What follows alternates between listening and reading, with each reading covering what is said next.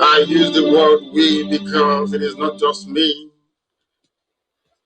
There are millions of people working very hard over the world to ensure of this very planet we call Earth.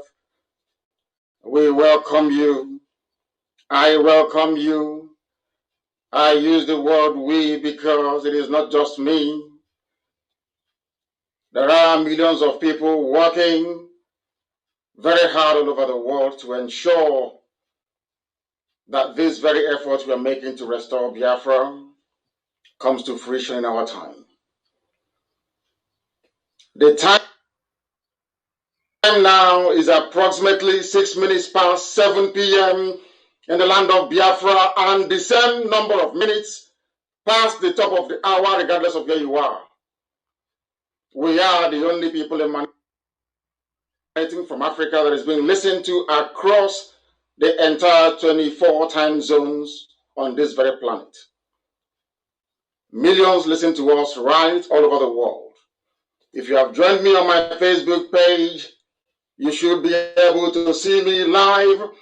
Those listening via radio Biafra, you will hear my voice, but you cannot see me.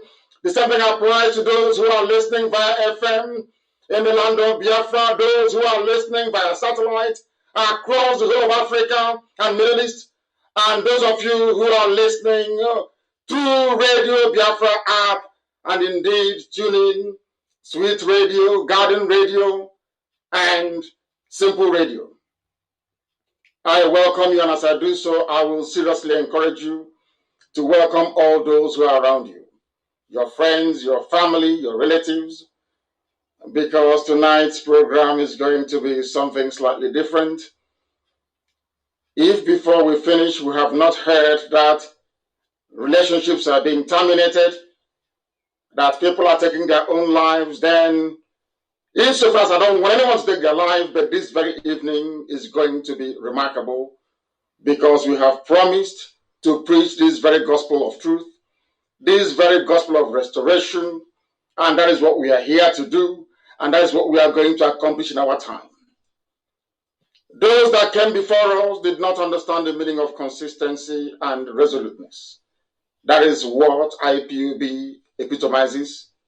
That is what we have come to represent, and that is why, regardless of the machinations of the enemy, regardless of what our detractors try to do, we are zeroing in on the ruins of Asorok, and with it, the inevitable precipitous collapse of the zoo.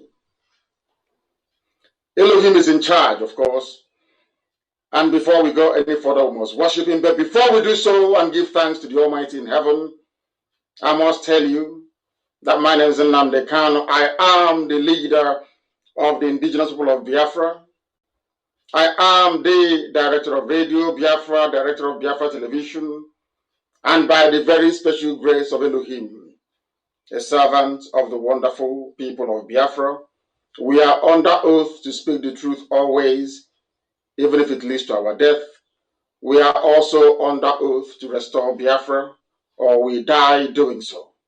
And as I keep saying, and with permission from heaven, I can confidently declare that should we fail to usher in Biafra this year, it is no longer God's fault. It is ours.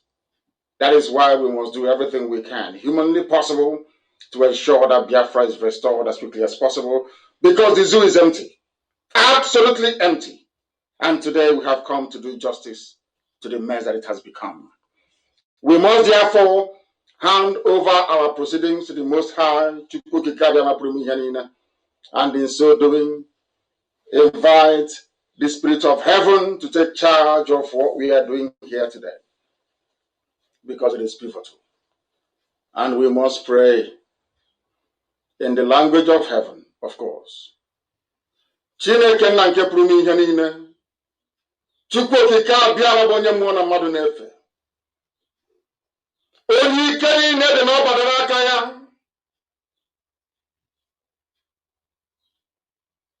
Onye mmụọ na mmadụ na-efe. Ọ bụ naanị gị bụ okike. mmalite ọgwụgwụ bụ nke naanị ọ bụla na ndị mmụọ ozi na-agba oche ezere okirikiri ezerubede ngozi ha wee na-aja gị mma wee na-eto gị wee na-akpụ isi ala nye gị ọ bụla ndị okenye ọrụ abụọ na anọ bụ ndị na-atụ mkpọ ọlaedo wee na-asị na ịdị nsọ Chineke ha sị na ịdị nsọ Chineke ha sị na ịdị nsọ Chineke lekwa ka ebube gị si wee sachie na ime nke nwekere eke n'ihi na ọ bụ naanị gị bụ onye kere ihe niile nke mmadụ dị ndụ na-ahụ anya ma nke ọ na-apụghị ịhụ anya mana onye kere gị ọ bụ ya mere ndị gboo na-etu ha n'ụlọ ọka ọ bụ obi anyị niile bụ n'obi anyị niile bụ n'ebe nọ na nke ebere dị ngọzi anyị wee na-arịọ gị ka igwere amara gị na ọmịiko ịhụnanya gị na ebere gị ngọzi nke pụrụ iche wee leta ndị gị n'ihi na ọ bụ ụmụ oru gị ka anyị bụ nna nke ebere dị ngọzi ịchọzi ewezuga anyị anaghị efe arụsị anyị anaghị akpụ isi ala n'ihi na ndị ọbụla pụtara ife gị si ebere ngọzi ga-efe n'ime mmụọ na eziokwu a sụrụ ngọ ngatụ egwu mmadụ ọbụla onye nwụ na Chineke nna nke igwe ka isi wee nọgide ndị igbo wee gọzie ha ka ọgbọ nke ugbu a si wee na-arịọ gị onye nwụ na Chineke nna bụ n'igwe na anya ọ bụghị ife gị mebere ekwesị bụ zuu Naijiria anyị ga-etigheta azụ n'ụzọ ndị igbo wee kpọkuo oge eze ebube ngọzi ka amara gị na ebere gị wee jupụta n'ime ndụ anyị ka o si wee jupụta ihe na-eke ebe okereke nna nke ebere dị ngọzi n'ihi na ọ bụ ọlụ aka ka mgbara igwe na-egosi wee na-etugosi niile nke ndị agha anyanwụ na kpakpando na-erubere gị isi ọnwa na-akpụ isi ala nye gị ọ bụ ọnọdụ nyere ha ka ha nọ n'uweru ụbọchị nketa nna nke ebere dị ngọzi wee na-arịọ gị wee na-akpọkụ wee na-acha gị mma na-asị gị biko baka wee gbasa ozi nsọ nke gị n'ụwa niile na-ege ntị nna nke ebere dị ngọzi ka ọ ga-abụ na ikpete mazị mgbe ebie nye anyị Biafra nna nke ebere anyị ga-akpụ isi ala wee nye gị wee gọzie gị wee jaa gị mma ma too gị site n'ebighị ebi ma ruo n'ebighị ebi ise ise ise mma mmadụ gị Chineke. We must preach this very gospel, and as we do so, we must do it in truth and in every honesty. This very day we have come to do justice to the decaying, dying zoological republic. If you don't have your pen and paper, you are doing yourself a great deal of disservice. Go and get your pen and paper, and as I've always said, wherever Alamajiri is Janjaweed or Aboki, you bring your slate and you bring your chalk. As we delve into the depth of analysis and philosophical postulates, I would expect you to be mastering your alphabets from A to Z, because had a majority of those in the northern part of the zoo been sensible, had our Yoruba brethren in the West been slightly brave with the grace that God has given them with media, we won't be where we are today. But the zoo is a mess. Anybody who is unfortunate to be part of the zoo is now a laughingstock all over the world. Mankind is laughing at us. And the sooner we bring the miserable existence of the zoo to an end, the better for everybody. The better for everybody. And that's why we're here this evening. You must pay attention. Very close attention. It is very, very critical that you pay attention. I will take off my glasses and I will have a sip of water before we proceed.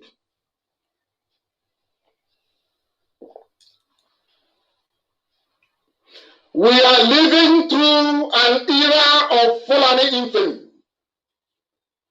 Never in the history of governance. The last time what is happening now in the zoo ever occurred in the annals of history was in Spain in the Dark Ages. I did not say the age of it, I said in the Dark Ages. There's a man called El Cid. The Spanish were fighting the Arabs, the Moors. He was a great warrior. He led Spain into battle. He won famous victories over the Arabians, over the Moors. Some of you don't know that the reason why Italians have black hair is basically the Latinos, which is Portugal, Spain, and Italy. The reason why they have black hair is because They are a mixture of Europeans and Arabs. That's why they have black hair, unlike the Swedish, the Germans, and the rest of them. The Arabs were there for nearly 400 years. And when it was time to push the Arabs out, Spain raised the hero. His name is El Cid. The Arabs call him El Cid. E-L space C-I-D. That was a very famous movie by that name, starring Charleston Heston, if you know him. A very famous Hollywood actor. I recommend you go and watch it. That is exactly what the Fulanis are doing. Do you know what happened? El Cid died in battle. He had an arrow shot through his heart. He died.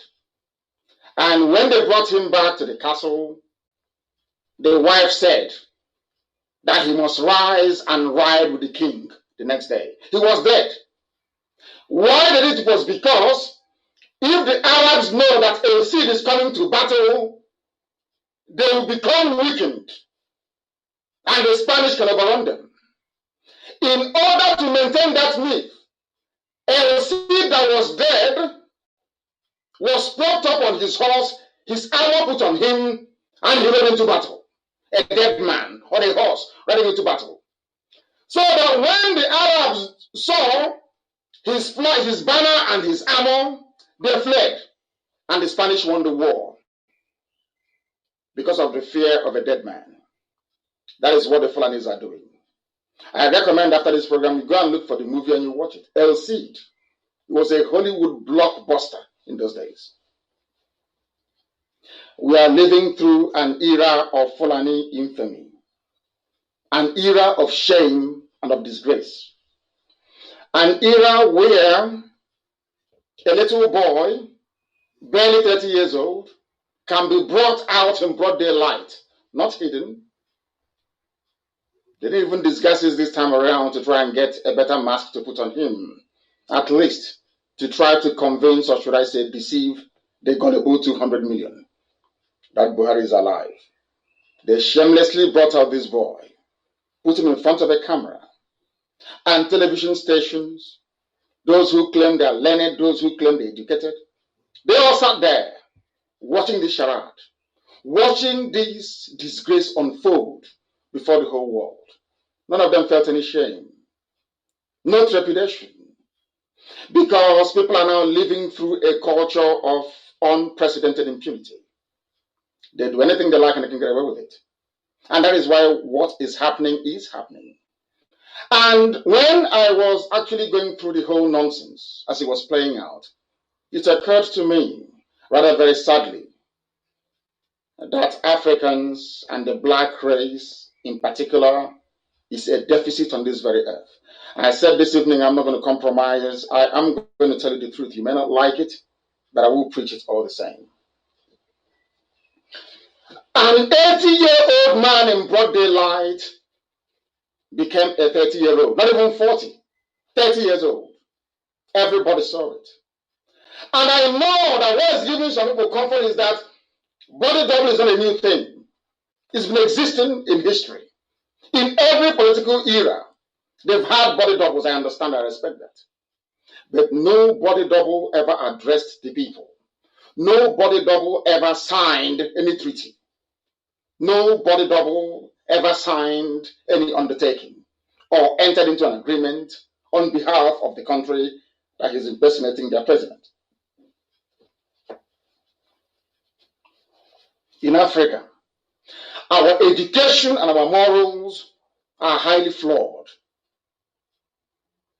This is a country supposedly of 200 million people. You have imams, you have pastors, you have bishops, you have archbishops, you have custodians of morality, you have those who are commentators, you have analysts, you have journalists, and you have the elders.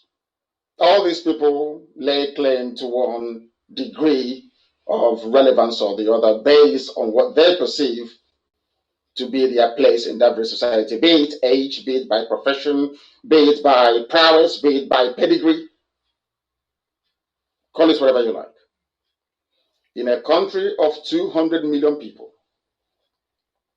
a little boy was brought out shamelessly to represent somebody they claim that they voted for.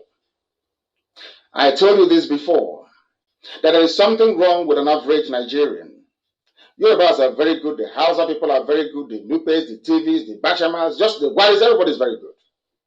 The Igbos, very good. On their own, they're very good. As soon as you bring them together, you see the worst in each and every ethnic group. It's like chemistry.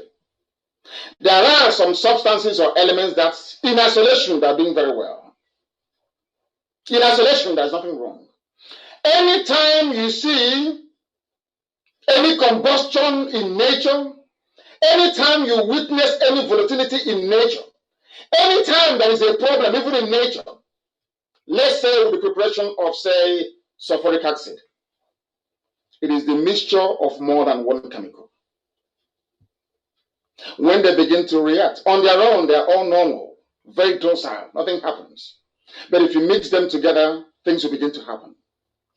There's something about Nigeria. Nigeria is a very terrible experiment that has gone wrong somewhere. And if you put all these people together in one cage, in one basket, you get the worst of each tribe. Every tribe becomes a ravenous creature. Every tribe loses its conscience. That is why the Fulani people can perpetrate this level of fraud. And nobody's talking. Because there is something fundamentally wrong with us as black people. And it is quite instructive that at a time when the whole world is campaigning to get rid of racism, when the whole world, in other words, is trying to take a leap forward in terms of respect for humanity and respectable human interaction, at such a very pivotal time in history, what are we witnessing in Nigeria? A return to the Dark Ages. A return to the Dark Ages. And who are the people responsible for this? The Fulani. The same people, the same people all the time. The same people all the time. They're responsible for this. What we are encountering right now is a despicable behavior that is beneath contempt itself. Beneath contempt. I am trying to build, as I always do, a foundation upon which I am going to rest this very broadcast today, that the world may know that we are actually very, very, whites are listening, the whole world is listening. They know how foolish we are, and I'm going to make them even realize it the more. I am going to make them realize it the more, and you'll be shocked this evening as to what you are about to hear.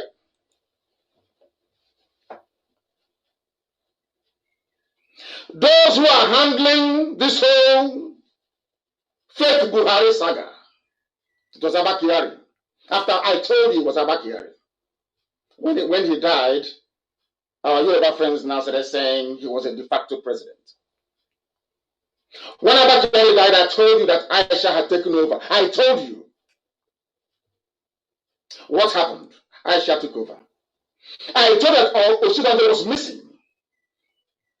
What happened? What is happening today? Have you heard from him live? It's all Photoshop after Photoshop. Deepfake video after deepfake video. They don't know how determined we are. Before I started campaigning that Osinbajo was missing, I knew where he was. As I said, I can never ask you a question that I don't have the answer to. I knew where Osinbajo was in that place called Banana Island. They will be shocked this evening. Osinbajo's aunt died in Ikeja. Osinbajo attended that when he ran away from Asarok, attended that very ceremony. So as they were issuing fake videos, Osinbajo was not in Asarok. He was in Lagos, living in Banana Republic. Oh, no, Banana Island, not Republic. Of course, it might as well be a republic. Osinbajo attended the aunt's funeral. And I will tell them where that funeral, where the aunts used to live. Arowo Jobe, in Ikeja, after Mafuluku. Arowo Jobe.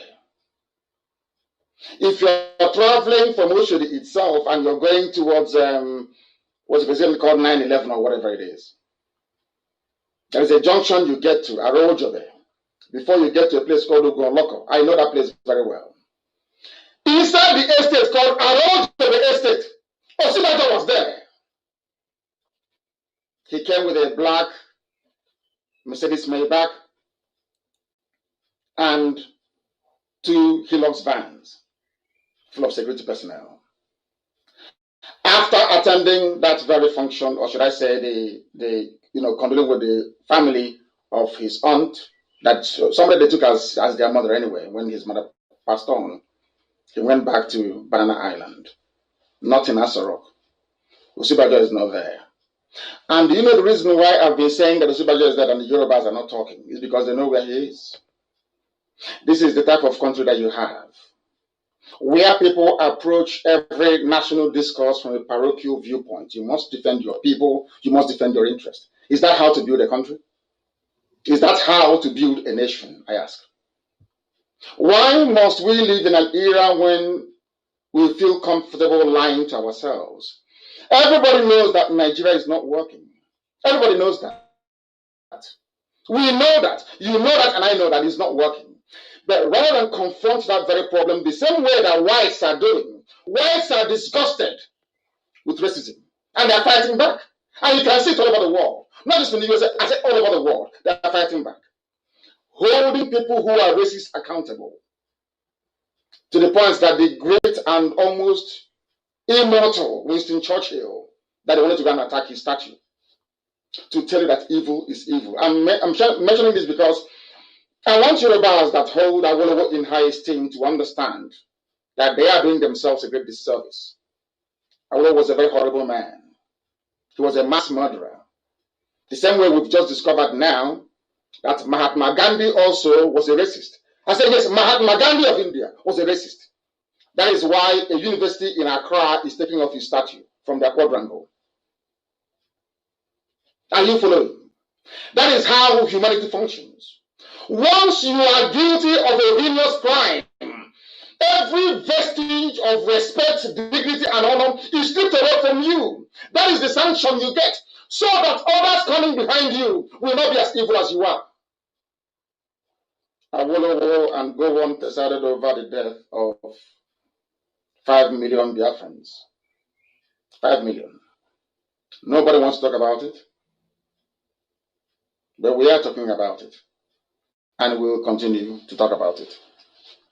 African culture is on display all over the world as a disgrace and a blot on the conscience of humanity. What is going on in Abuja? Now, an abomination is happening inside us as we speak. There are pastors, there are elders, there are imams, yet the truth cannot be spoken. The truth cannot be spoken. You go to church every blessed day. You have pastors. You pay your tithes and all the nonsense, all the biblical nonsense, all the rubbish from Quran. You have to be truthful. You have to be honorable. You have to be decent. In other words, in the whole of Nigeria, those who are calling sinners to come and repent are worse than the sinners. Every pastor in Nigeria is evil. You are there, you saw a 30-year-old boy. They gave you a 30-year-old boy as an 80-year-old. You claim you're elders. You claim you have gray hair. You claim you're knowledgeable. You claim you have PhD. You have all these things. You cannot see a 30-year-old boy and ask those in Asorok, why are you doing this? Why are you giving us this little boy? This is not Buhari. We know it's not. You have Yoruba pastors in Pentecostalism. You have a man. They want to go to Hajj, they want to go to Mecca, to go and pray to Allah. A nation of hypocrites. A country of hypocrites. Left, right, and center. Why can't people be honest with themselves? I ask. Because you're black. It's in your nature to be evil. You see, let me tell you something.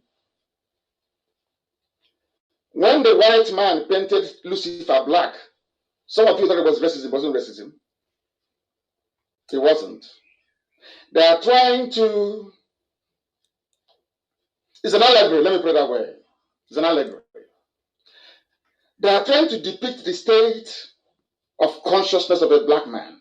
That's what they're trying to do, by depicting Lucifer as a black person. Now, you are in Nigeria, and in that Nigeria, there is an understanding of the sanctity of the electoral process. People go to vote and they vote for somebody, albeit in a flawed election, and people are sworn into office to uphold the Constitution.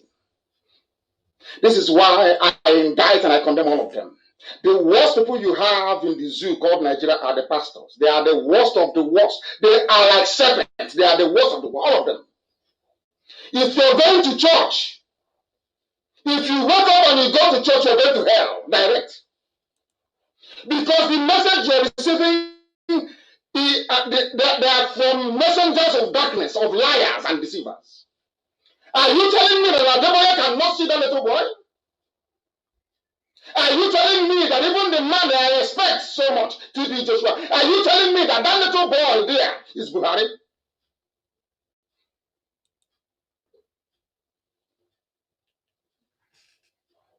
Those of you that went to church, I was clapping and jumping up and down. Jumping up and down and clapping inside deceit.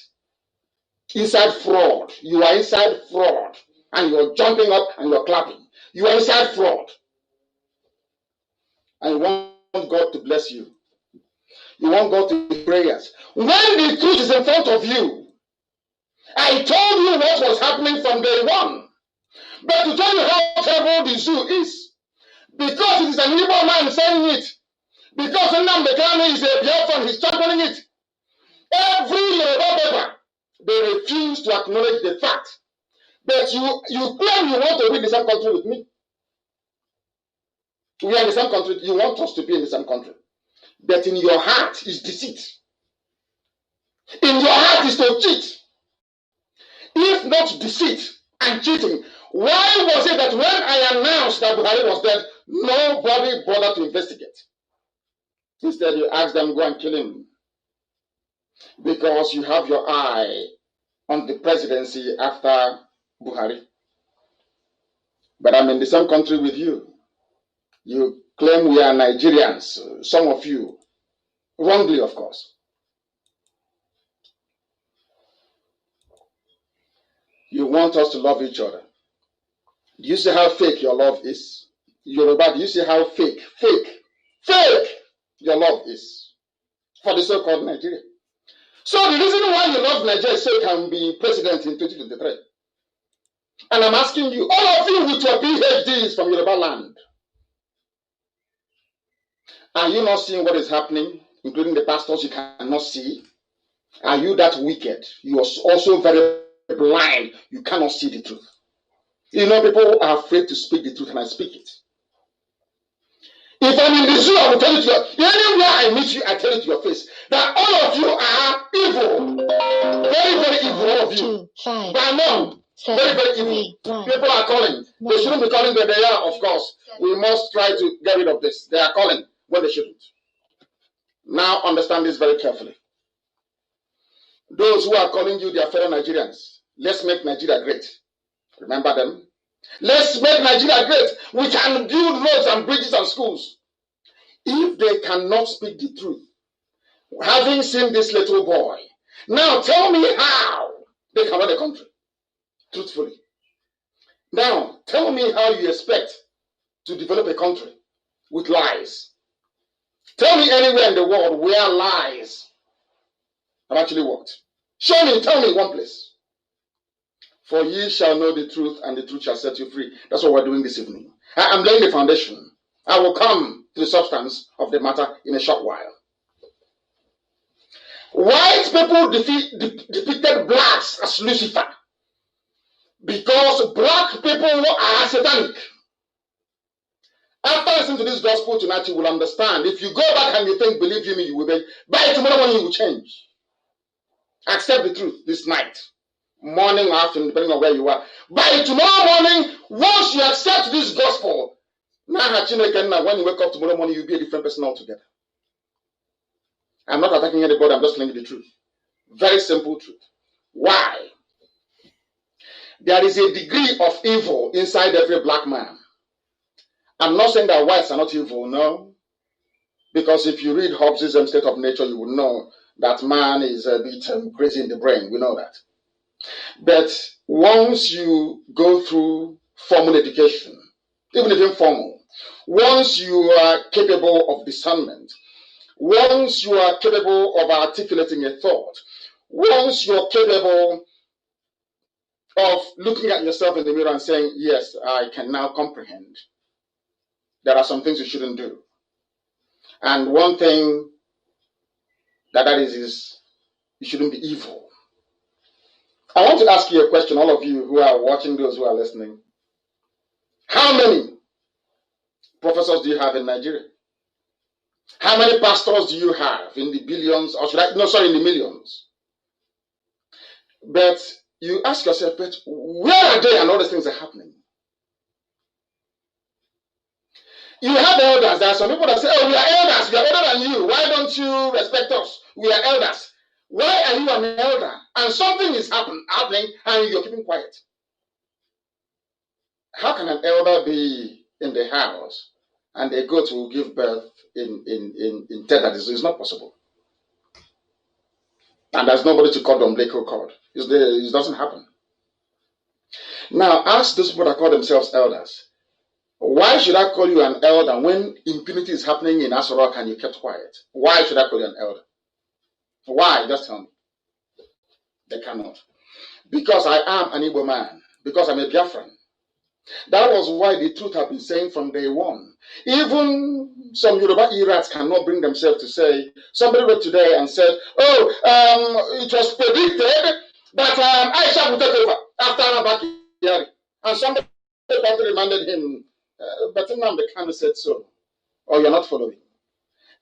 Somebody wrote and asked him, why are you finding it difficult to say it was Nnamdi Kanu that said it? The commentator was Yoruba. But you want me to be in the same country with you. You claim you love me and you want us to be together. Let's build a happy one Nigeria. But look your behavior.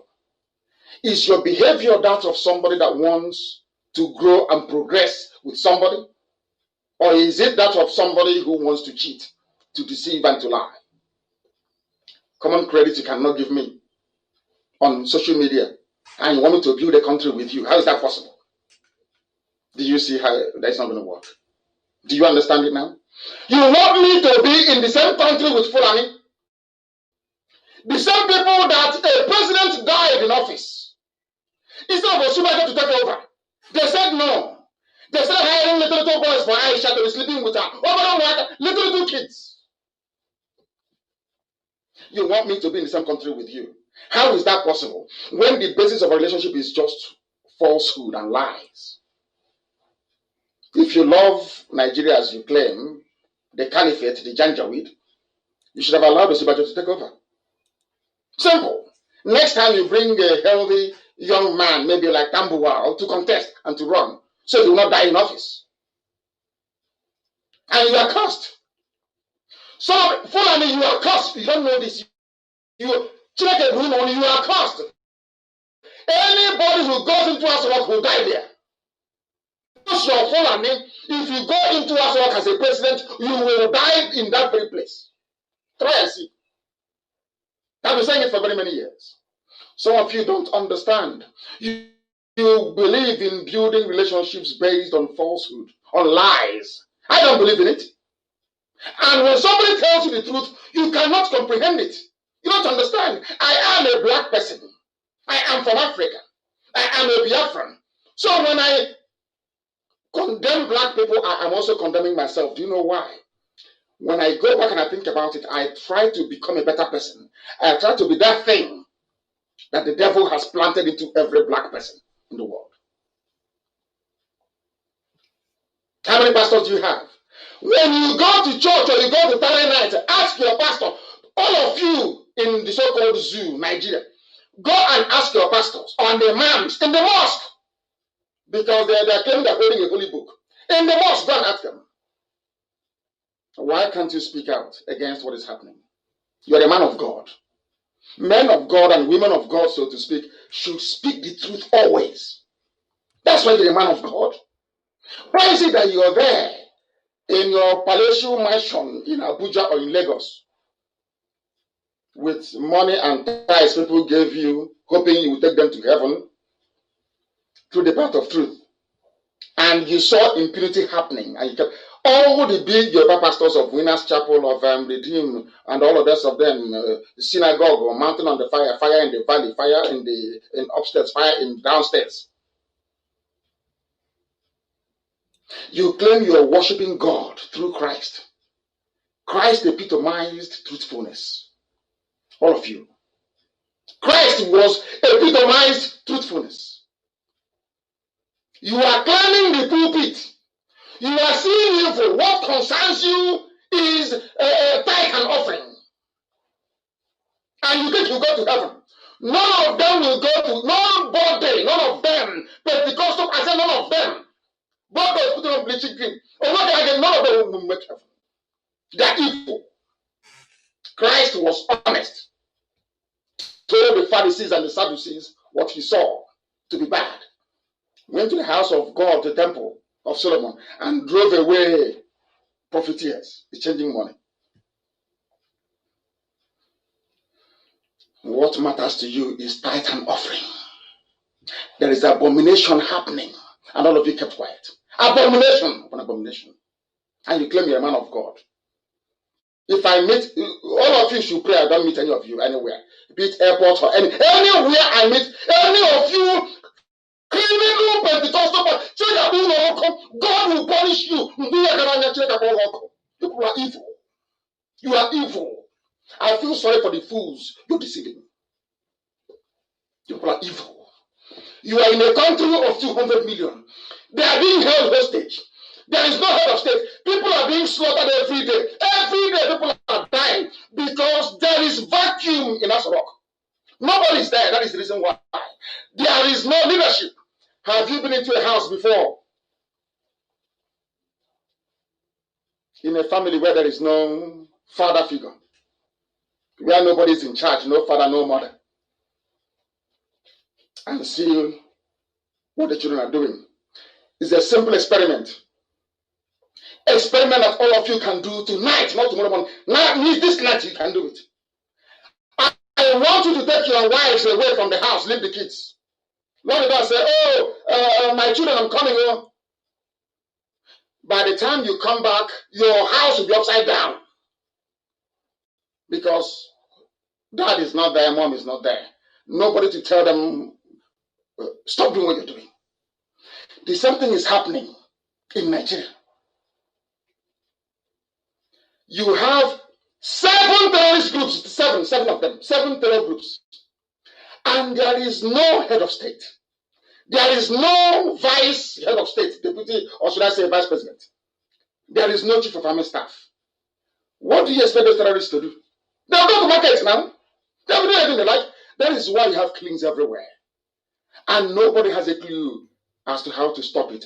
But these liars and deceivers, imams and pastors, those that claim they are elders and politicians, elder statesmen, to tell you how evil they are. They understand the problem.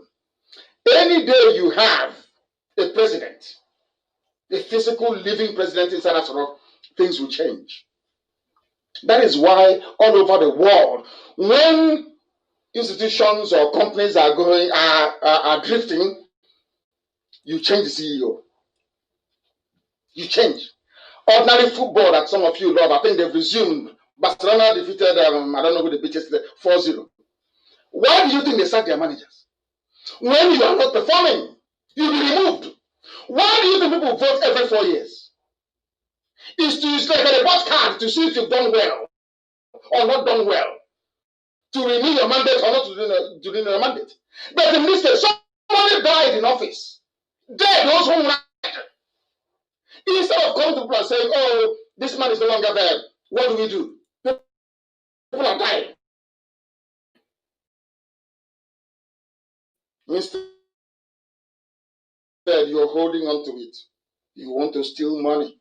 You want to deplete the treasury. You want to spread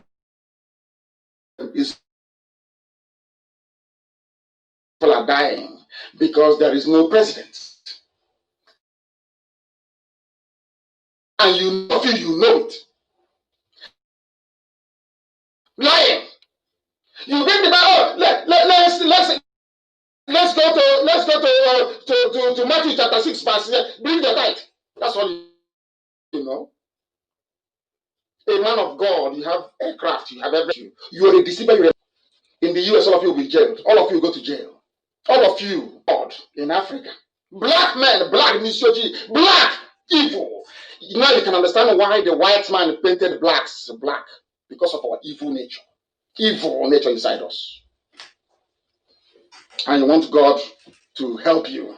You want God to save you? You are a hypocrite. An abundant hypocrite you are. All of you are hypocrites. Black people are hypocrites. They don't believe in the truth. They'll never see the truth and embrace it. Never. Nobody from Igbo land, even WIC, all of them, Ohanese, Pandev, no one has ever come to say, what is happening today? You predicted it many years ago. We are sorry. It's called magnanimity. They don't have it in them. Instead, you see them conniving, planning, talking rubbish every blessed day. You see grown-up men gossiping. That is what makes you black, and that is why you are backwards in Africa. Africans must know this. It is your nature. It is your wickedness and stupidity inside you. That is why whites are killing you. You are evil. You are evil. In a country of 200 million people, not 1 million, not 2, not 3, 200 million, a group of people are holding everybody hostage. And instead of those with the sword of truth, which is journalism, Yoruba, to rise up and say evil is evil, a whole nation, Yoruba, they went into a cocoon, waiting for their turn in 2023. And you want me to respect you? I think you're mad, because I can't respect you. You are an evil person. You did not speak the truth because it is your turn in 3 years' time. And you want me to respect you as a human being. How is that possible? How? Just tell me how. It is not and can never be. Never ever be. That's something that you need to understand. That is something that we're telling the whole world this very thing, that blacks are evil. That is the truth. Whites are listening, and I'm telling you the truth. Before God and man, we are evil. Black people are evil. 200 million people. And they brought a little boy to show you, and you all sheepish, always like that. It's not Buhari. Now we know it's not Buhari. We think Buhari is no more there. Listen, bad. And tomorrow you say the same rubbish. Next week the same nonsense. To rise up and take action, you cannot. If you see those who are rising up to take action, you begin to mock them that they are stupid. Because you're a black person. Everything that is good turns into bad. Everything bad turns into good. That is the brain of a black person. That is the way we reason. That is the way we think. That is the way we act. We are backwards because of how we reason. We are evil because of what is in our brain. I feel sorry for you people. I feel sorry for all of you. But I have to tell you the truth. Somebody wrote that Aisha Buhari is very mad. No one that called her a suicide bomber in the leaked audio tape. A suicide bomber. And I'm asking people today, can't you see that war is coming? Can't you see that men are going to die? Can't you see that terrorism flourishes where there is lawlessness? Can't you see that terrorism also grows anywhere there is vacuuming leadership? Are you not aware of that? Are you no longer students of history? Go and check it everywhere in the world. Right now in Nigeria, there is no president, there is no government. What you have is a gang of criminals. Anybody can get up one morning and say, oh, I'm controlling INEC.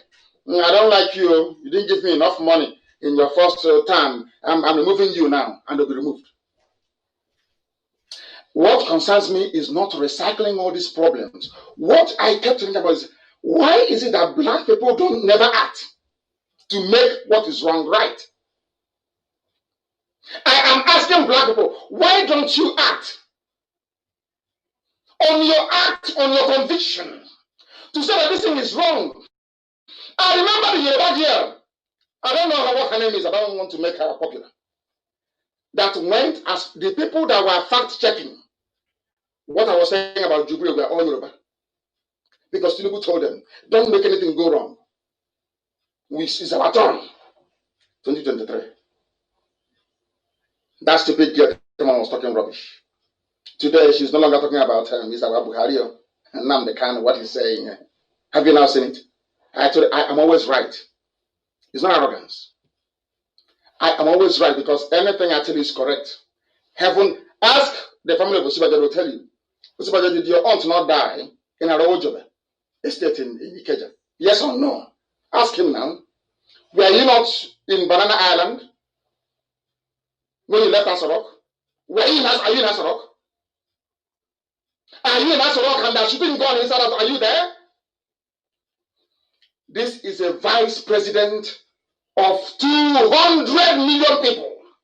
You can't find him. Nowhere to be found. They call us terrorists.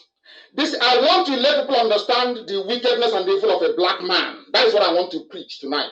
That blacks are evil. Because whites are listening.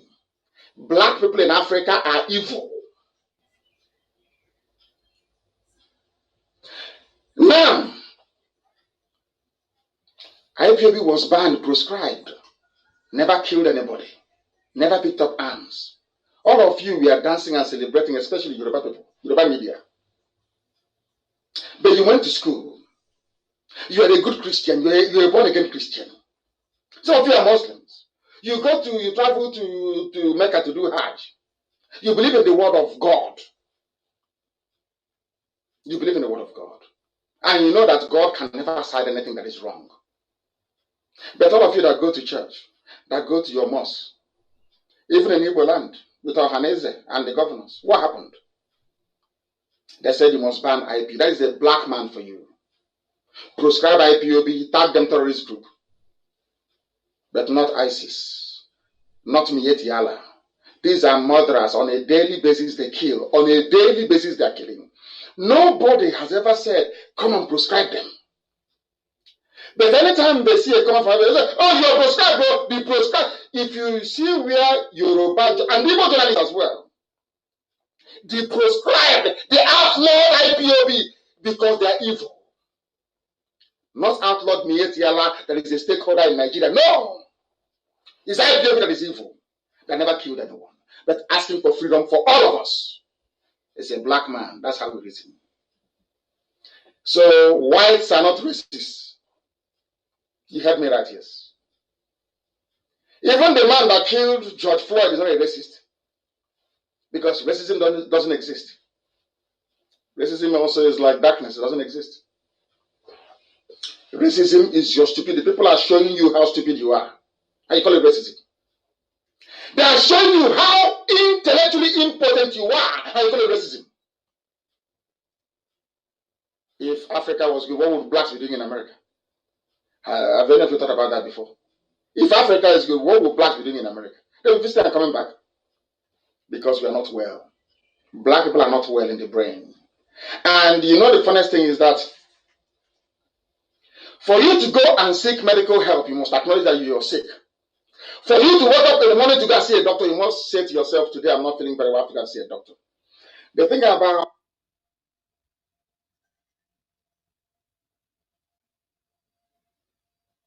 a young woman brought her lover, put her lover in front of national TV, and all of you are clapping.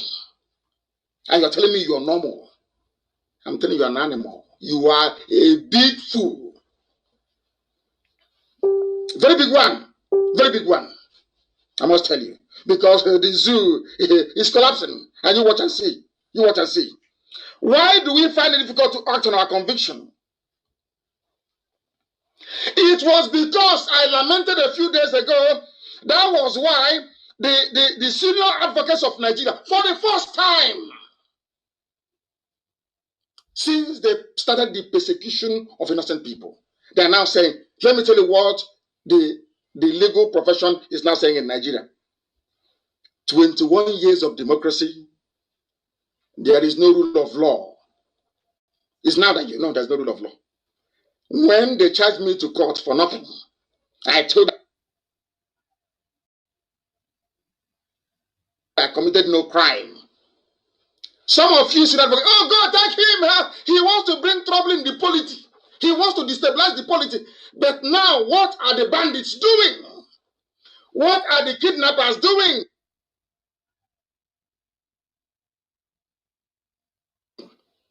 What are the terrorists doing in the north? Who are they? Where did they come from? They didn't come to destabilize the polity. Oh no, they brought the blessing of Allah. They brought Allah's blessing to Nigeria.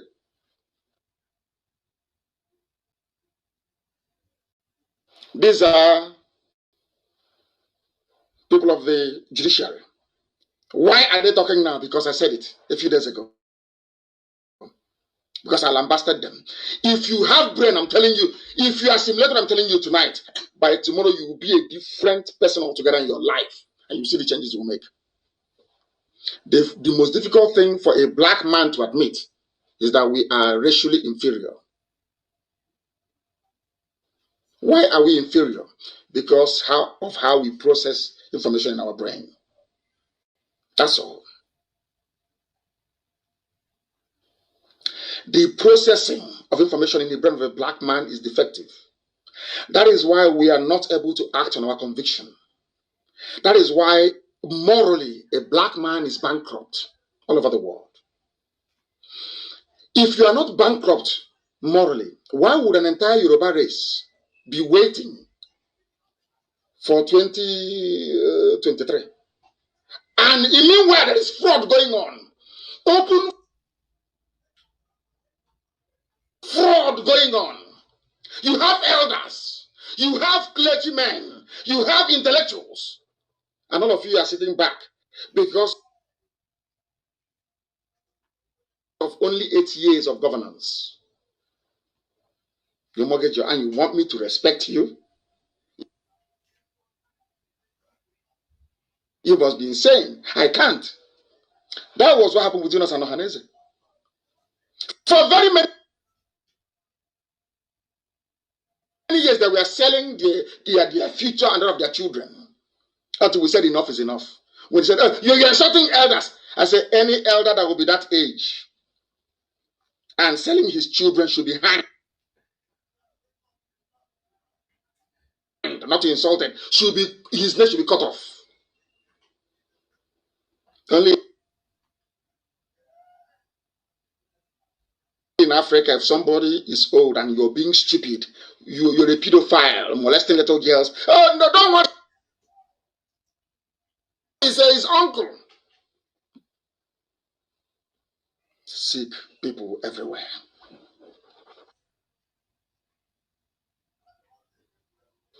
Today, or should I say yesterday, there were gunshots in the presidency. I asked this question last week. Where in the world have you seen fire outbreak in a presidential villa before? Now, gunshots. And do you know what really shocks me as a human being? Is the very flippant way that so-called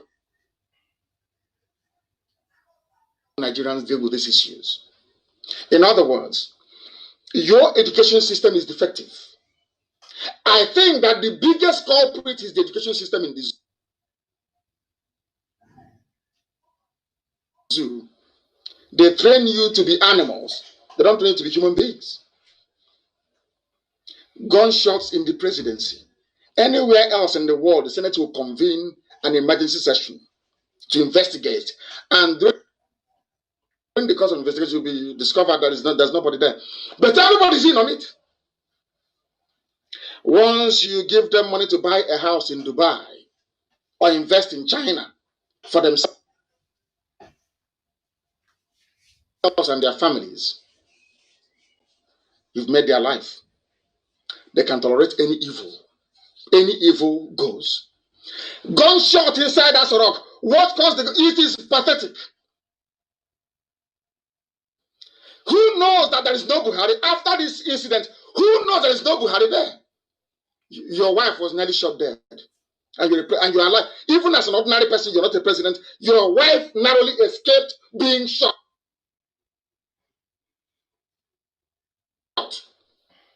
What will you do as a man? I'm asking you a question. All the signs are there that there is no Buhari.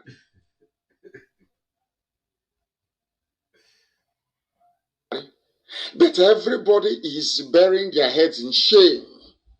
Do you know why? Because they are black people. They don't act on their convictions. They only support evil. That is why Africa is poor. That is why we are being killed. There is nothing called racism. That is why year after year, you will not hear that a Singaporean was killed, a Malaysian was killed in the West. You won't hear that a South Korean was killed. Never. Or that a Russian was killed. Never. Only blacks. Have you ever asked yourself why? No, you don't. It's racism. They hate blacks. It's because you are foolish. It's because God punished you with stupidity, because God looked in your heart and knew you are evil.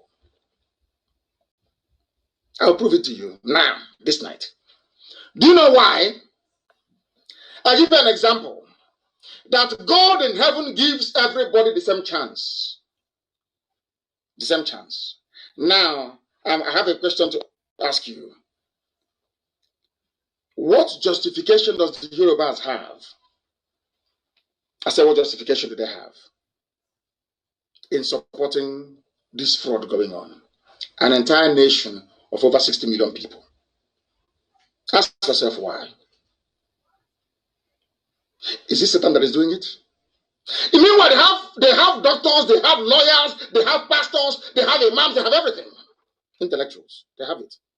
But ask yourself, why is it that Yorubas are supporting the evil, the satanic, the work of Lucifer going on in the zoo? Is it a fault of a white man? Is it the fault of the British? I'm asking a simple question. Why would 70 million people be programmed in their brain? That is cheating in their brain. They have been programmed to cheat. Cheating is in their brain. Because if you're seeing evil happening and you're waiting for 2023, it means you're a bad person. Some of them are sick. So you wait for 2023 to go to hospital? I'm asking you a question. Are you waiting to go 2023, then you go to hospital in 2023? No. Gunshot in Asarok. Aisha came out. You know that very daft. You're telling me that Buhari is inside Asarok. Now listen to this story. Buhari is inside Asarok. There was gunshot inside Asarok. Aisha ran out with the Zara, Yusuf, and is it Zainab, the other one?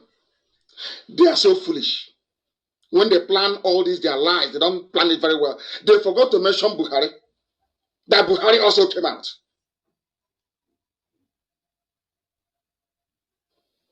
Instead of said, oh, the president was not touched. So but your wife ran out. Your kids ran out. But you, the man that gave birth to the kids, you stayed inside. Hey, Africa, who did this to you? Black.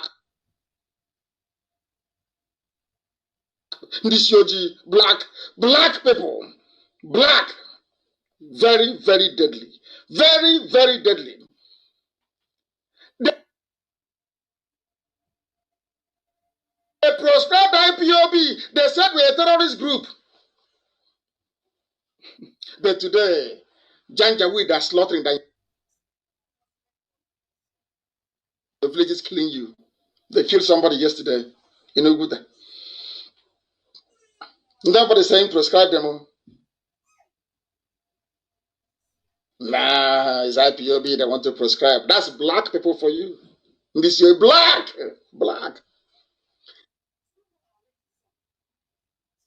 Satanic, Satan is in them. So when a white man draws a black man as Lucifer, the white man is correct. I support him. You people are evil. People are evil. Tomorrow, I can carry Bible. What a mighty God we serve. Talking rubbish, nonsense from your useless mouth. Rubbish. You think I mock God? Do you think I mock God in heaven?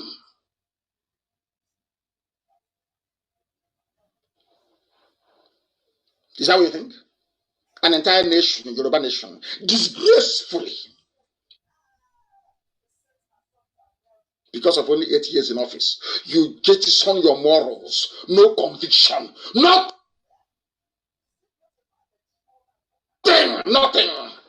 That means you're a nation of criminals. Your brain is full of thievery. If not, why won't you speak up or speak out against evil? You're waiting for. He's cheating.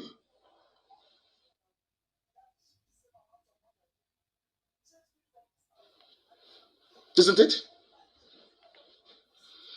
Oh, dear Lord, have mercy. Have mercy on our people. Have mercy.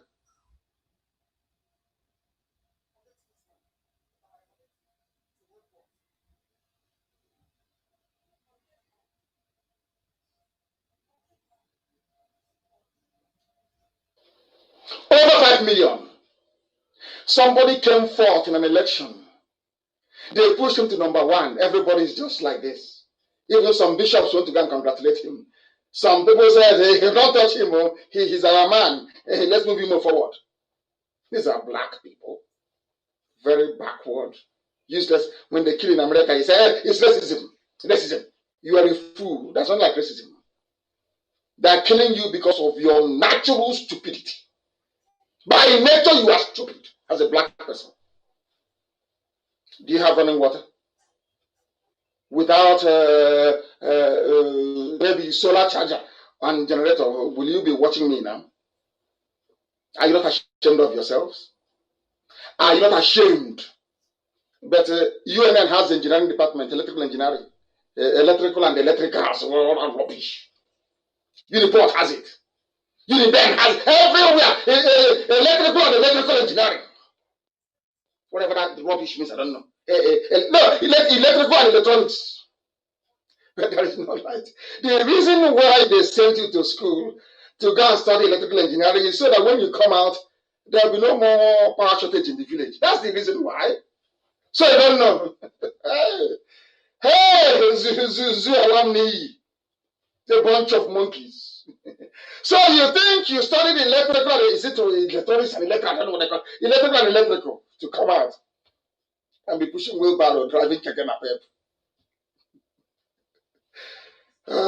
Black people, this UG, black. You people are a disgrace on this earth. After maybe God made a mistake creating black people. It's a disgrace. I'm curing you your disease. No, I'm doing all your disease, cleansing of your brain. So you can reason. You have seen how Yoruba is learned, 70 million. All of them are in a state of fraud, a fraudulent state. Let's cheat. Who are we going to cheat now? Who are we going to cheat now? And people are dying. What concerns you is ordinary election 2023. People are dying. Oh dear. It's only in Africa I can see an entire nation wrapped in fraud. Everybody has the mindset of who do I cheat? Who am I going to cheat now? Who am I going to cheat now? If not, why won't you come out and say that Buhari is dead? Why not? Do you know in that 2017, had the Yoruba media taken up the campaign that I started, by now, Osibade will be the president, and there won't be all these killings everywhere. So every Christian that have died all these years is as a result of Yoruba duplicity. You don't expect Hausa to do anything. Hausa doesn't exist. Fulani have, in fact, they don't exist. Have you heard me before mention Hausa as a political force? No, they don't exist. It's only Fulani and Yoruba. And I'm asking Yoruba, do you think if Osibade is there, people will be dying? Osibade is a gentleman. He's a man of the law. He won't allow it. Are you aware of that? Osibade can never allow it. But I'm asking you now, what have you benefited in all the people that died? All because you want to be the president in 2023. And you conditioned the Yoruba race, as great as they are, mighty. Their empire was huge, all the way to Dahomey. A once proud race, a race of warriors and conquerors, to reduce them to this, waiting for 3 more years to get into power, and impunity is happening. And you go to church and you call the name of God with your Bible. Thunder will kill all of you. You people you are evil. Evil. Entire nation wrapped in fraud. They have given, as you're growing up, they are infusing fraud into you, into your brain. How do I cheat a Biafran? How do I cheat an evil man? That is all that they come. That is all they live for. At the end of the day, have I cheated an evil man today? That is the pinnacle of your achievement. That is who you are as a person.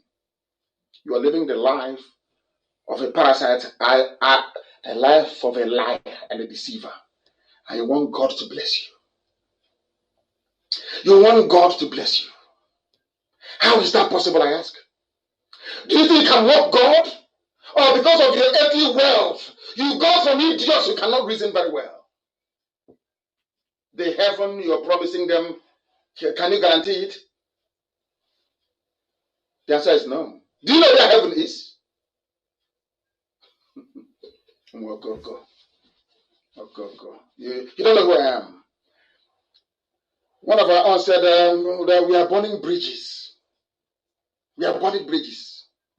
I will burn every bridge, including the one that I'm standing on. If I'm stupid, I will set it alight myself.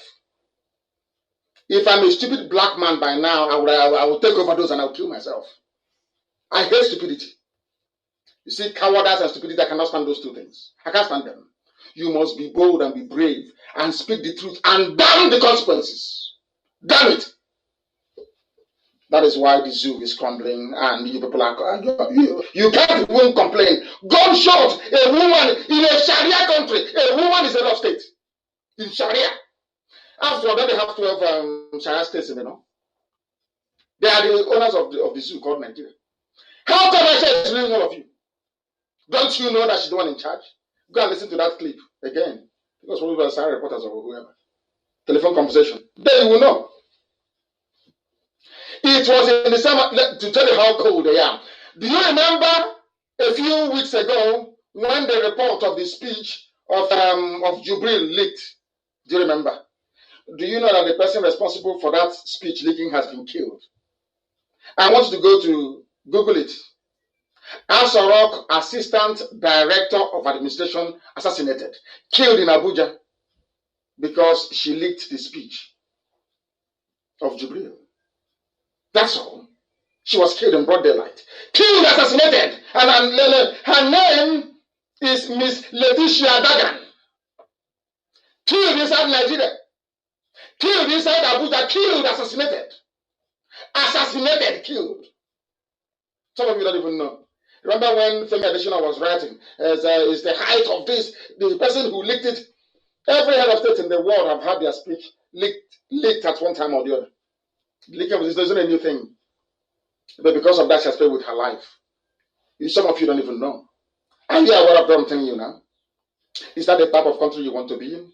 And I want to ask Yoruba Pentecostal pastors, because they win a lot of influence. I want to ask Yoruba pastors, is this the type of country you want to be in?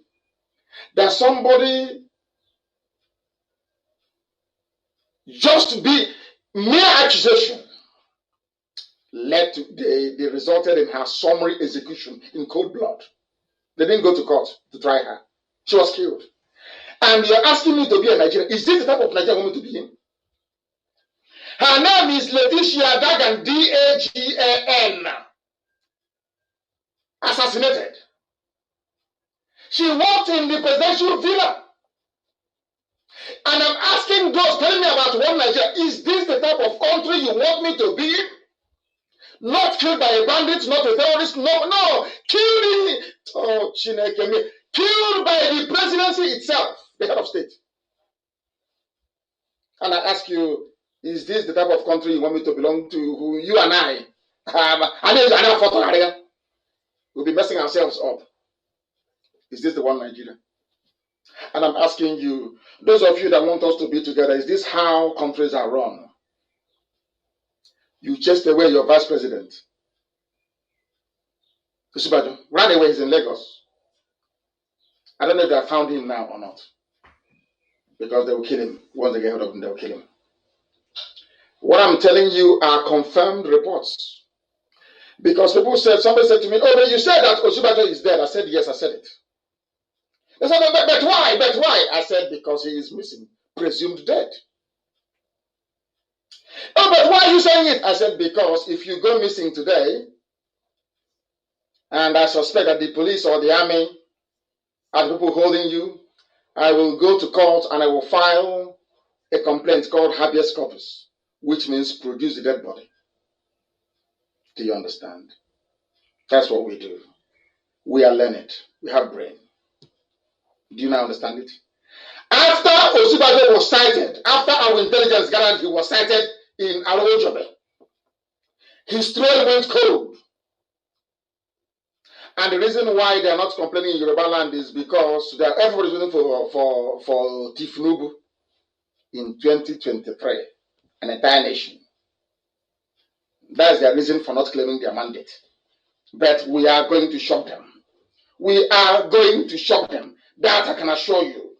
PDP came out and was expressing shock. And Daisha spoke. Asked the police to release this person you arrested for firing a shot. Police said no. And this is supposedly the wife of the most powerful man in the country. She didn't go through her husband to ask for the release of her aide. No. She went to the police direct, tweeted it. If you don't know that Buhari is dead, then may the good Lord have mercy upon your stupid, foolish, black soul. I'm telling you the truth. Because the whole thing is becoming annoying. Very, very annoying. Very, very annoying. And we must preach this very gospel. We must preach it. The presidency now issued a statement. Listen very carefully, please. The presidency wishes to acknowledge concerns, presidency, not the president, wishes to acknowledge concerns expressed by several members of the public regarding the incident about the occupants of the villa. Hey, this is to assure all of you and everyone that the President and Commander-in-Chief of the Armed Forces, Muhammadu Buhari, is not and was not at any time in any form of danger arising either from deadly infections or the reported incident. Nobody asked him about coronavirus. This is how foolish they are. Fulani. This is how daft they are. They were talking about firing of a firearm, so to speak, firing a gun in Asarok. They asked him to issue a statement. Instead of him to say that the president is okay and he will address us, and he said, and he did not contract the coronavirus. Hey, let me ask those who are watching, black people, who did this to you? Ndisioji, who did this? Is it Satan that did it or was it God? Who did this to you? They asked him, there was an incident, a discharge of firearms inside House of Villa. What happened? He said the president is okay. He's not injured and he's also free from coronavirus. Hey, Zoo.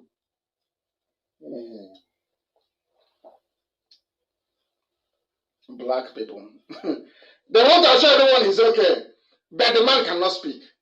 Signed by Sheikh. The man cannot speak. So you don't even love anywhere in the world. We say, bring our president. We want to see him to make sure he's alive. But one statement, and it's okay, because Yoruba media, they are just massaging your all of you.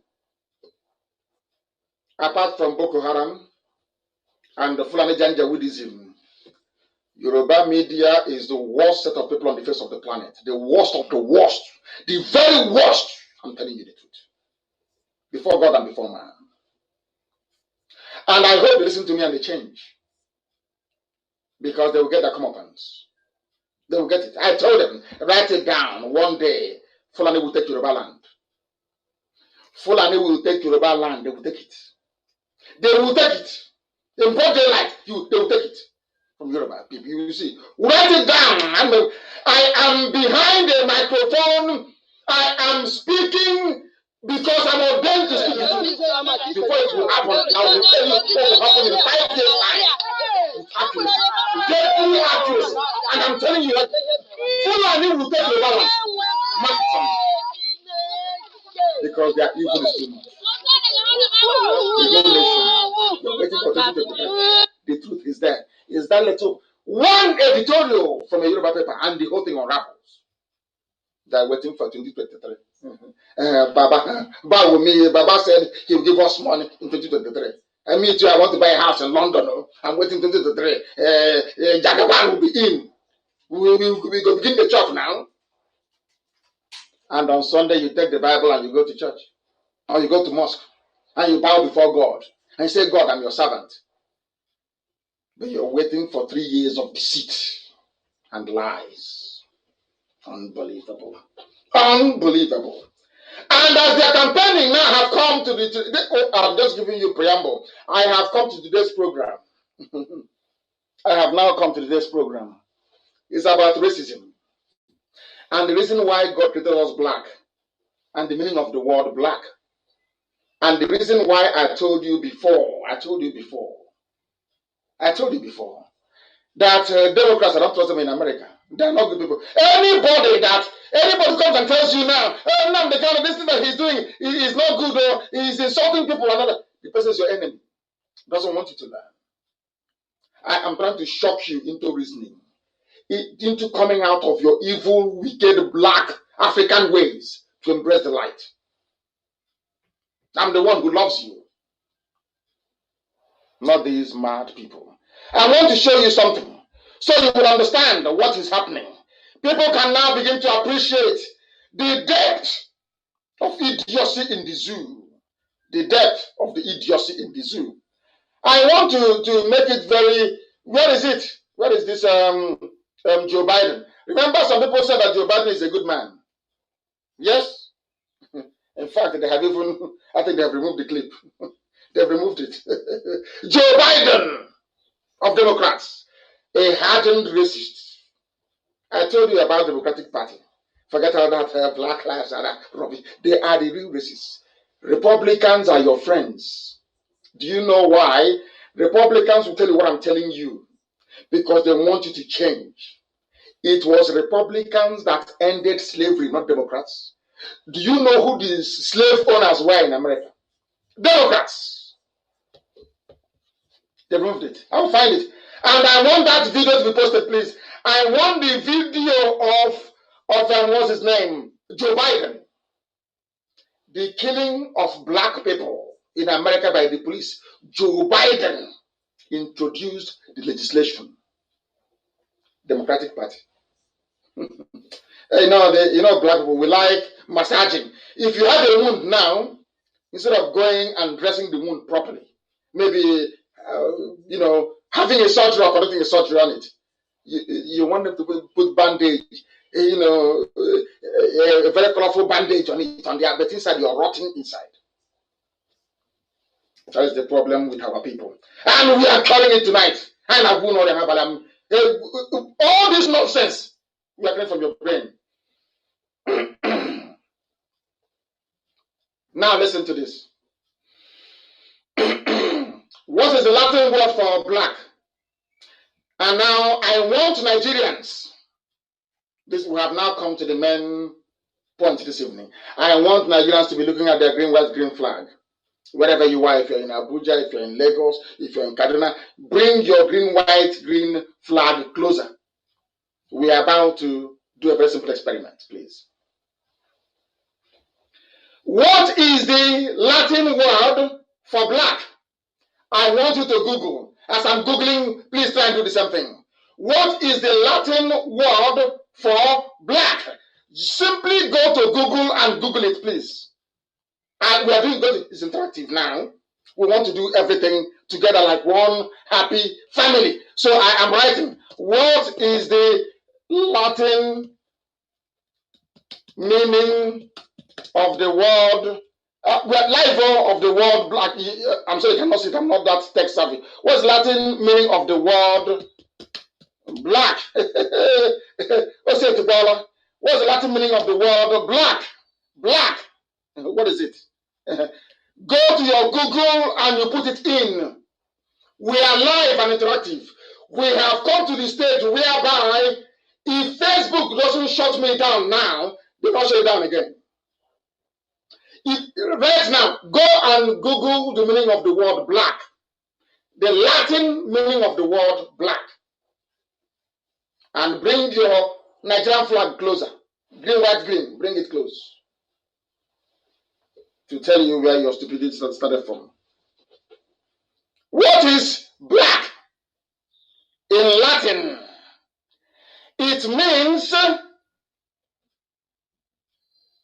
nigger, Negroes, or the adjective is nigger. What is that nigger? I want to tell you what God did, Elohim. I want to tell you why you are black in Africa, all of us. And I want to prove to you that the name Nigeria is cursed. And then after tonight's program, you will see need and reason why Nigeria should not exist. I'm not going to add anything to this. I want to do something. I want to read comments. Somebody should tell me I'm reading. If I move to the left, it means I'm checking Radio Biafra. If I'm here, direct, it is my page on Facebook Live. I want somebody to tell me the Latin, Google it, the Latin meaning of the word black.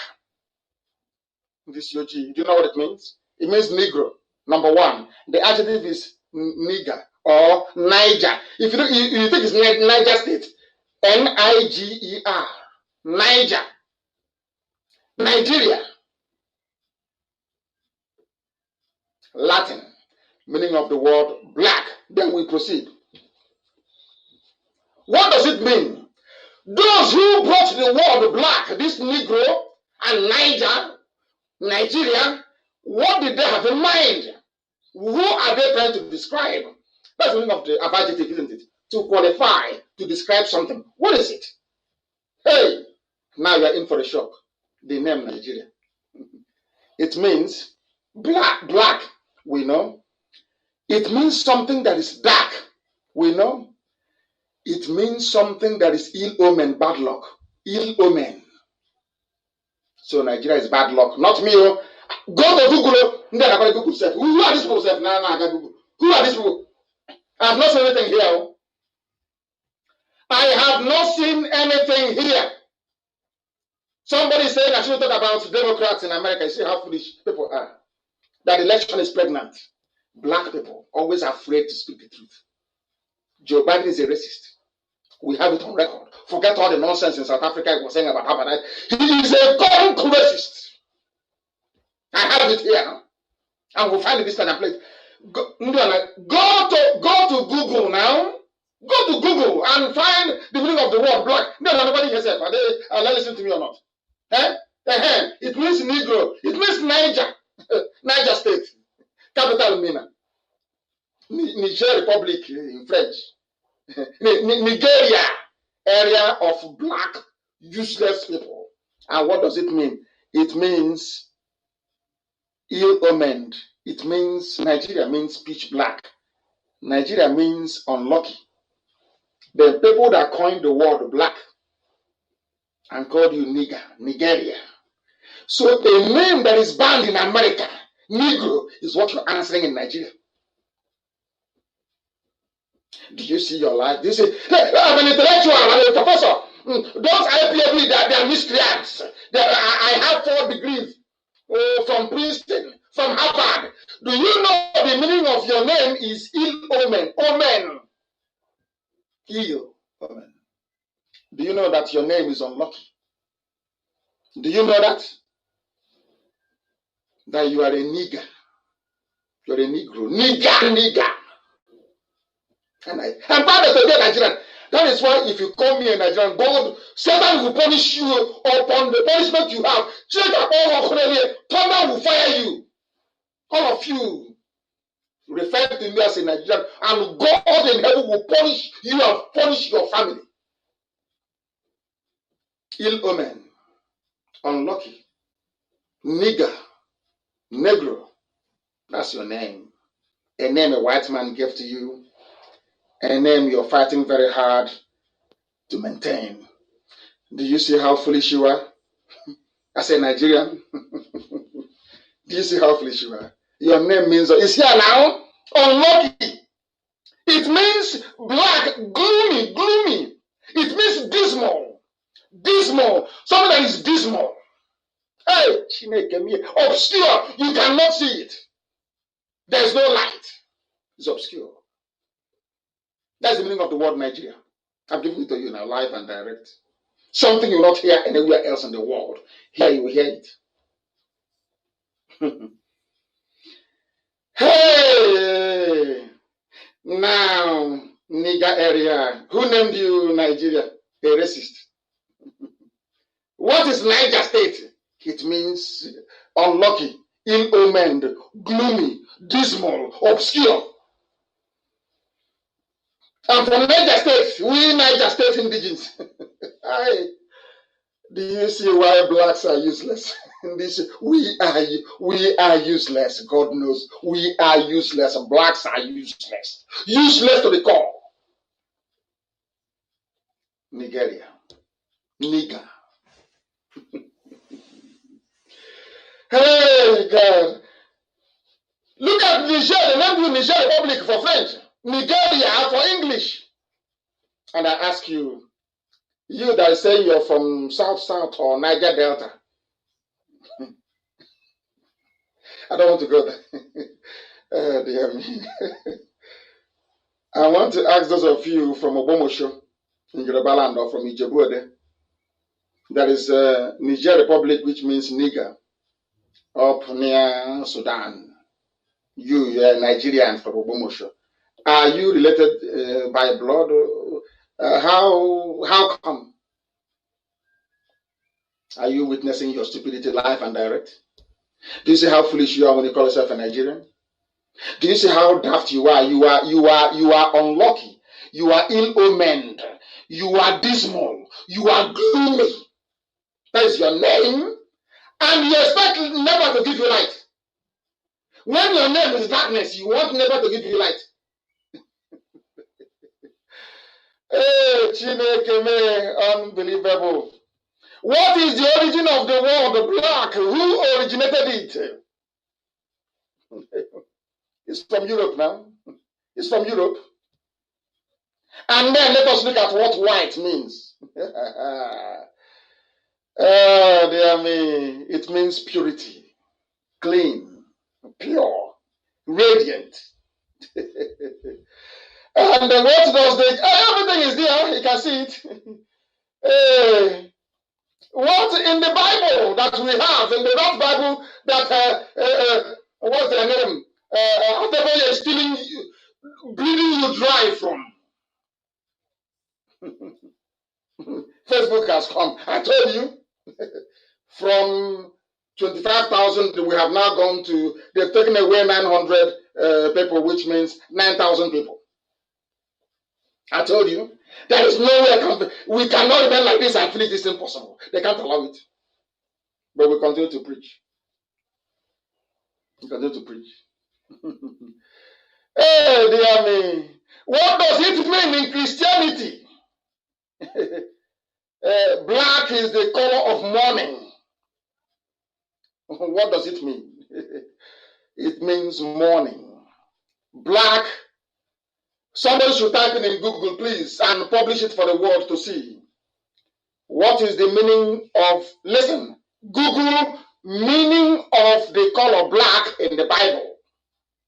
In the Bible, what is the meaning of nigger? This Nigeria you're answering.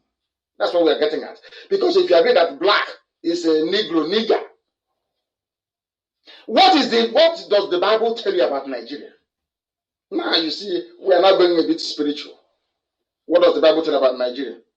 I'm about to tell you. The Bible says that Nigeria is a place that lacks brightness, there is no light. It does not reflect any light back. Which means all they do is to take in from people. They don't give a day. The same way we are consuming a toothpick, toothbrush, everything we import is in the Bible. It's here now. I'm reading it now. I googled it and it is here. The meaning of the color black in the Bible. So Nigeria means in the Bible a place that is backward. No light. They consume everything. Even the cause of the name Nigeria is in the Bible itself. But if you go to church now, they only take you to where you pay your tithe, you sow your seed, you water your plant. But on Radio Biafra will tell you the truth. I told you after today, your life will no longer be the same. So I'm asking you to go and take it out. You'll be astonished. You'll be astonished. That is how the world flows. So in Nigeria now, how many of you after this night in Nigeria? I said, how many of you are Nigerians? I'm asking you. How many of you are? The zoo cannot think critically. They cannot reason. That's why they say, I said, I will be arrogant. I went to school, I'm educated, I'm refined. If I stand you in a debate, I will demolish you within 2 minutes. Complete deconstruction in 2 minutes. I will obliterate you with facts and figures. If you're intelligent, let us go and have a debate. I finish you completely. Go. You didn't go to school and you want to challenge somebody who is educated. How is that possible? You went to school and you read with lantern and palaka. You used palaka to read. And they gave you a third-rate law degree and you come out and you think you can challenge me? You must be insane. Completely insane. We are live and we are direct and the whole world is listening. We are educating ourselves today to tell you how bad a black person is evil. Embodiment of evil. A black man is evil. I'm trying to prove it to you. So that if you survive tonight, by tomorrow, you'll be a changed person. Your life will be way better than it is tonight. That is what we are praying for. And that's exactly what we are going to get. I want somebody to there's something called the psychology of black. Something called the psychology of black. I want somebody to Google it. The color psychology of black. The color psychology of black. Hey, Zoo is in trouble. We are dealing with Nigeria. The color psychology of black. Oh, dear me. Unbelievable.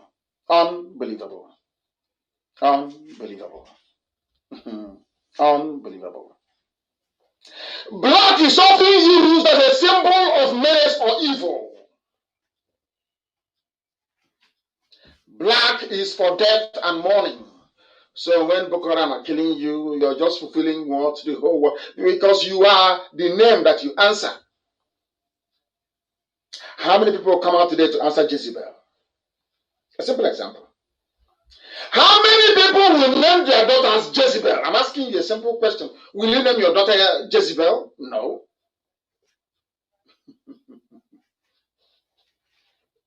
But you call yourselves Nigerians nigger, a condemned word, a name that doesn't resonate. Very, very sad indeed. Very, very sad. Of course, Facebook, they are doing their job now. I thought they went to sleep before. They are now doing their job. They are now doing their job because the whole world is listening. The whole world is listening. And because white people radiate light, that is why you answer the light of God. You need light to be able to see. If you're in darkness, pitch black, you cannot see. And that is what is happening in Nigeria. People cannot see. They cannot see. They're blind. And here we make you try to see the light. Very, very important. One of the greatest rulers in the history of Belgium is King Leopold II. King Leopold. He went to do a lot of job for them in Congo. And to an extent, I think he may have succeeded in Congo, colonized the place. But today, they're pulling his statues down in Antwerp, in Bruges. Everywhere they find his statue, they're taking it down. His family is still ruling. I want to let you understand how white people reason. I said the family of Leopold is still ruling, is a royal family that's still ruling Belgium till today. His should I say, his great grandchildren are in charge. No, not great. His grandchildren are in charge of Belgium, King Leopold. Yet, white Belgians went and destroyed his statues because they have conscience. Something that blacks don't have. Something the Yoruba race don't have and may never have in their entire existence on this earth. It takes courage and conviction to have the presence of mind to confront evil. Nobody has been able to tell me why a nation of 70 million people, because of 8 years of political power, will sit idly by and impunity will be happening on a daily basis. Nobody can tell me why. In Belgium, despite their colorful history, despite the fact that the grandchildren of this man are sitting on the throne of Belgium, ordinary white people went out and destroyed the statues of King Leopold. Courage and conviction. And here, that is what we believe in. But not Abacha has a stadium. Abacha has a stadium named after him. Paul Clark is an influential man in a Joland, but he was a traitor. He sold his own land for money, and he was rewarded with the chairman of Pandev. His father was a traitor during the war. He was rewarded with as a chairman. Are you surprised? That is why they're killing us. They cannot talk. They can't speak. Can't you see? And I will analyze his letter later on. Here, you see, I have it here. The letter he wrote to the 30-year-old boy. That was why when the British came, they saw the light in Biafra. They saw it in Arochukwu. And they said that you have no history, as I told you before. And I want everybody to go to Google again, because we are lecturing today, and type in the word Sambation. I want to teach you something this very day that will shock even our enemies. Go to Google and you type in this word, please. Sambation. It's called Sambation. It's called the Sambation River. I give Elohim praise. Sambation River. Go and as I'm reading it, I want you to be reading it, please. Sambation River. You'll be shocked. I told you everything I tell you is gospel from heaven. I don't add anything of mine. As I'm giving the message from heaven, I give it to you. Today people make up the Biafran people. The whole of Biafra. Forget all these other names, the whole of Biafra. The Igbo people, the house of God, and his nephews, Ephraim and Manasseh. Are you listening to me? There are the ancient Ndibo, the ancient people were there. The first wave of migrants came from Egypt. The second wave came from Samaria. 3 people. One came from Egypt, Sudan, Niger, Yoruba land into Igbo land. First wave, the house of God. The house of Ephraim and Manasseh came through Egypt, came through Djibouti, went through the upper lands of Ethiopia, came into the Afar region of Ethiopia, proceeded through the Central African Republic we know today, into Cameroons, and into Biafra land. The third and the final wave that came. 3 people make up the land of Biafra. 3. And when I say that Biafrans are Israelites or Hebrew, not all of it. I've told you this before, so there'll be no confusion. I want you to go and type in Sambation. Some spell it Sambation. S for sugar, A for apple, M for mother, B for bravo, A for apple, T for tango, I for India, O for Oscar, and N for November. You can find it, Sambation. I read it. Oh dear me. In the earliest literature, where do I begin? What is Sambation? It is the mythical river. It is the mythical river. Oh God in heaven. A river of stone. A river of stone that took Jews to every part of the world. There was a man that wrote many centuries ago. Many centuries ago. Unbelievable. This is shocking. Shocking. I'm telling you. The river Sambation flowed beyond the rivers of Abyssinia. Remember when I told you about the Afar region and I told you about Biafra, yes, and Biafra. This man is saying that the exact place that we located on the map as to have Biafra in it during the migration was where this very river was located. And these are Jewish scholars of note. Josephus, Pliny the Elder. These people were writing in the ancient days. In ancient days. Even an Arabian, his name is Abraham Abulafia.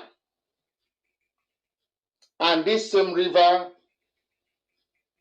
was mentioned in 2 Kings as well in the Bible.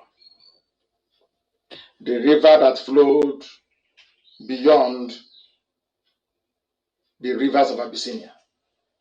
And where is Abyssinia? Is Ethiopia. If you go beyond Ethiopia, it becomes the kingdom of Biafra. It's here. I didn't write it. Everything we tell you is gospel. Everything we tell you is gospel. Absolute gospel. Some people don't understand, they don't reason very well. But here we reason. Go and research it. Sambation is an assignment. Go and read it. Then you will understand the miracle that Elohim is doing in our lives. You must understand it. They say you have no history. I don't know that the British discovered something they never wanted anybody to see. They said, your name is now Nigeria. It means gloomy. It means dark. It means evil. Oh dear me. They say that the most credible account is that given by a Jewish writer and traveler. He's the most credible. His name is Eldad the Danite. You know the tribe of Dan. In his letter to the Jews in Spain in the year 883 AD, he said, "Who are we?" And the children of light. The children of light. That's something I want to play for you.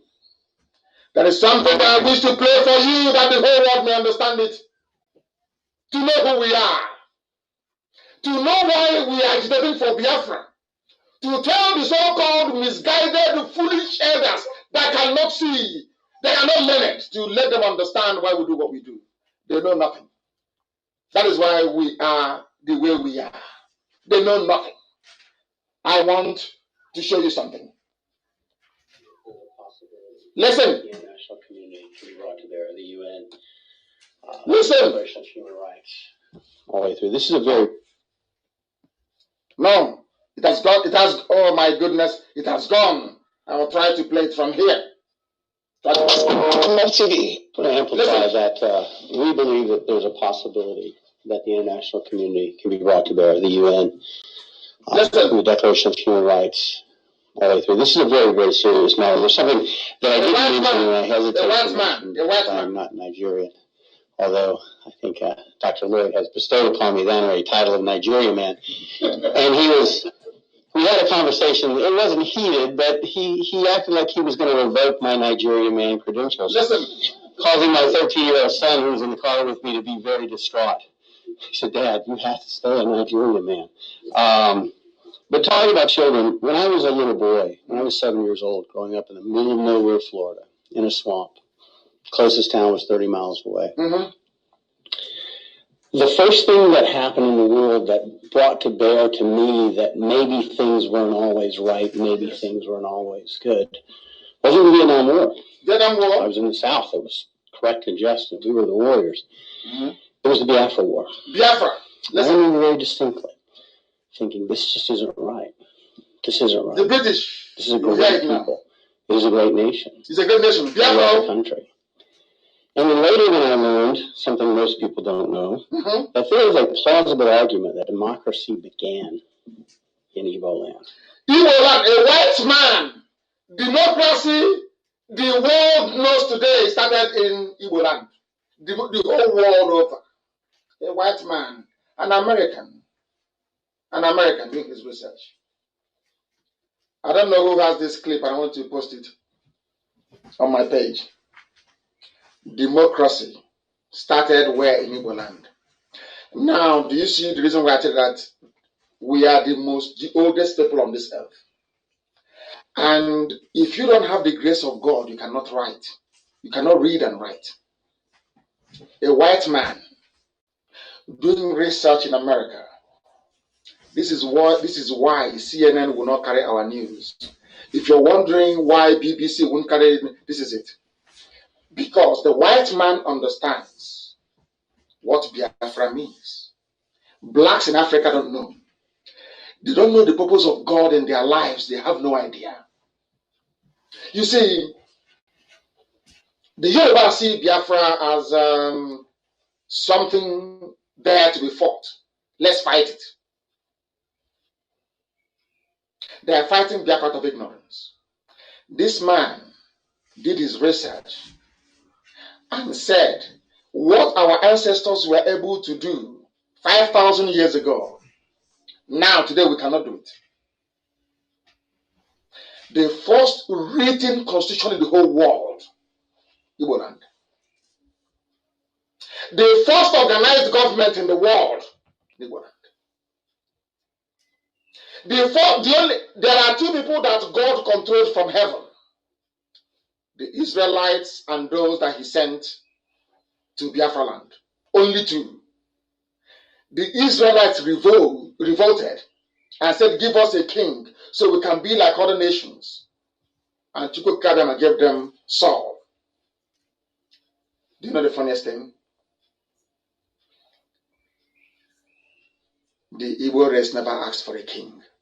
Instead, they named their children Chibueze, that God is king. That is why if you come out in Biafra land in those days, I say Igbo land as an example because they're the ones maintaining it. And you say to somebody you're a king, they'll tell you to go and be a king to your wife and your children. Now you understand how special we are. Now you understand why I fight for Biafra to be free. And I want my Yoruba brethren to understand, once Biafra is free, you're also very free. You'll be very rich, I assure you. Because it's a blessing from God in heaven, not man. And this is what the British never wanted you to know. They don't want you to know this, never. Because they want us to be saying it. And being a black man from Africa, if you're saying it, people won't believe you.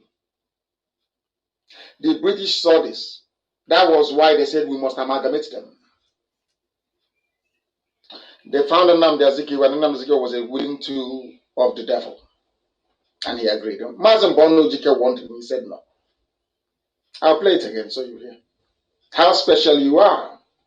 I want you to understand how special. Some of you don't know when we fight for Biafra. This is the reason why. We are the oldest of the oldest, the very ancient people. When I tell you that Igbo language is what they speak in heaven, you're doubting me. That is what they speak in heaven. The angels address God Almighty in Igbo language. This is the reason why the oldest civilization on this earth is Igbo land, the center of the whole world. Let's listen to this man once again. I'm excited about it. Right. Listen. This is a great people. This is a great nation. Great nation. There was a country. That was a country. And then later when I learned, something most people don't know, that there is a plausible argument that democracy began in Igbo land. Democracy. The very first written constitution on this planet was written by the Igbo people. The Igbo wrote the first constitution. But Europeans don't want the world to know.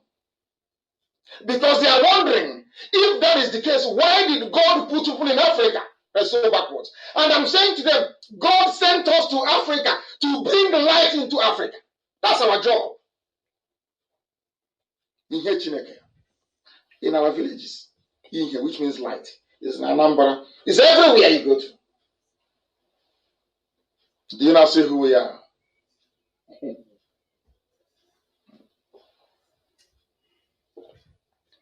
The first written constitution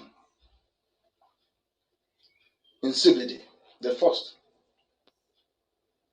Let's listen. I want to listen to this man more, please. Let's listen to him. The very first democracy that involves self-governance. Self-governance for everybody. Autonomous community. Not just the Greek wealthy, but everybody was in Igbo land. Igbo land. And the very first democracy that permitted women leaders.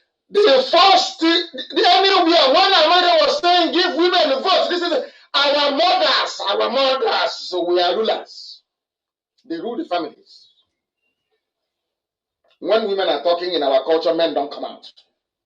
You don't dare come out. Can you say it? Can you hear who we are? When I hear all these fools in Abuja and in Lagos, all these riffraffs talking rubbish, I feel sorry for them. That is why we are harsh with any idiot that calls himself an elder who doesn't know history. What we are fighting for is to protect something that anybody will be envious of. This is who we are. And we started worshiping idol. Somebody will go to the farm and cut a wood. Or Pierre will say, you got an idol, rubbish. You bow down before an idol. And God took away all the blessing he gave us. Said, go and worship idol, then that's what you want. That's why we're in a mess. God gave us 700 years to come out of it. We continued in idol worship. And he sent the British. The Arabs came, he said, no, I don't want you to do it. He sent the British instead. Go and conquer them. And as you're conquering them, you're going with the Bible, the Old Testament and the New Testament. If they are smart, God said, if they are smart, they will go to Old Testament and see who they are. And that's what we did. Oh my goodness. Let's listen. It was in Igbo land. Igbo land. The West, Europe, we were still in the Dark Ages. Europe was nothing. You see all these white men building airplane and going to the moon, they were nothing. When Biafra land was bubbling, when the kingdom of Biafra was at its peak with God Almighty in heaven as the ultimate king, Europe was nowhere. They were in the Stone Ages. They were nothing. Oh dear me. And yet the Igbo had figured out a way to have a just and meaningful government and a just and meaningful society and due process and fairness. And to this day, you see a great... Listen, due process and fairness.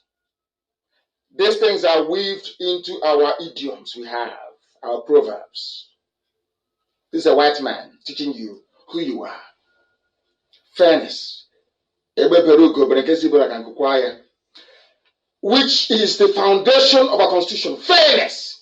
I want the world to hear this. Biafra means fairness. You can never cheat anybody and get away with it. Never. The Biafra land. Oh God in heaven.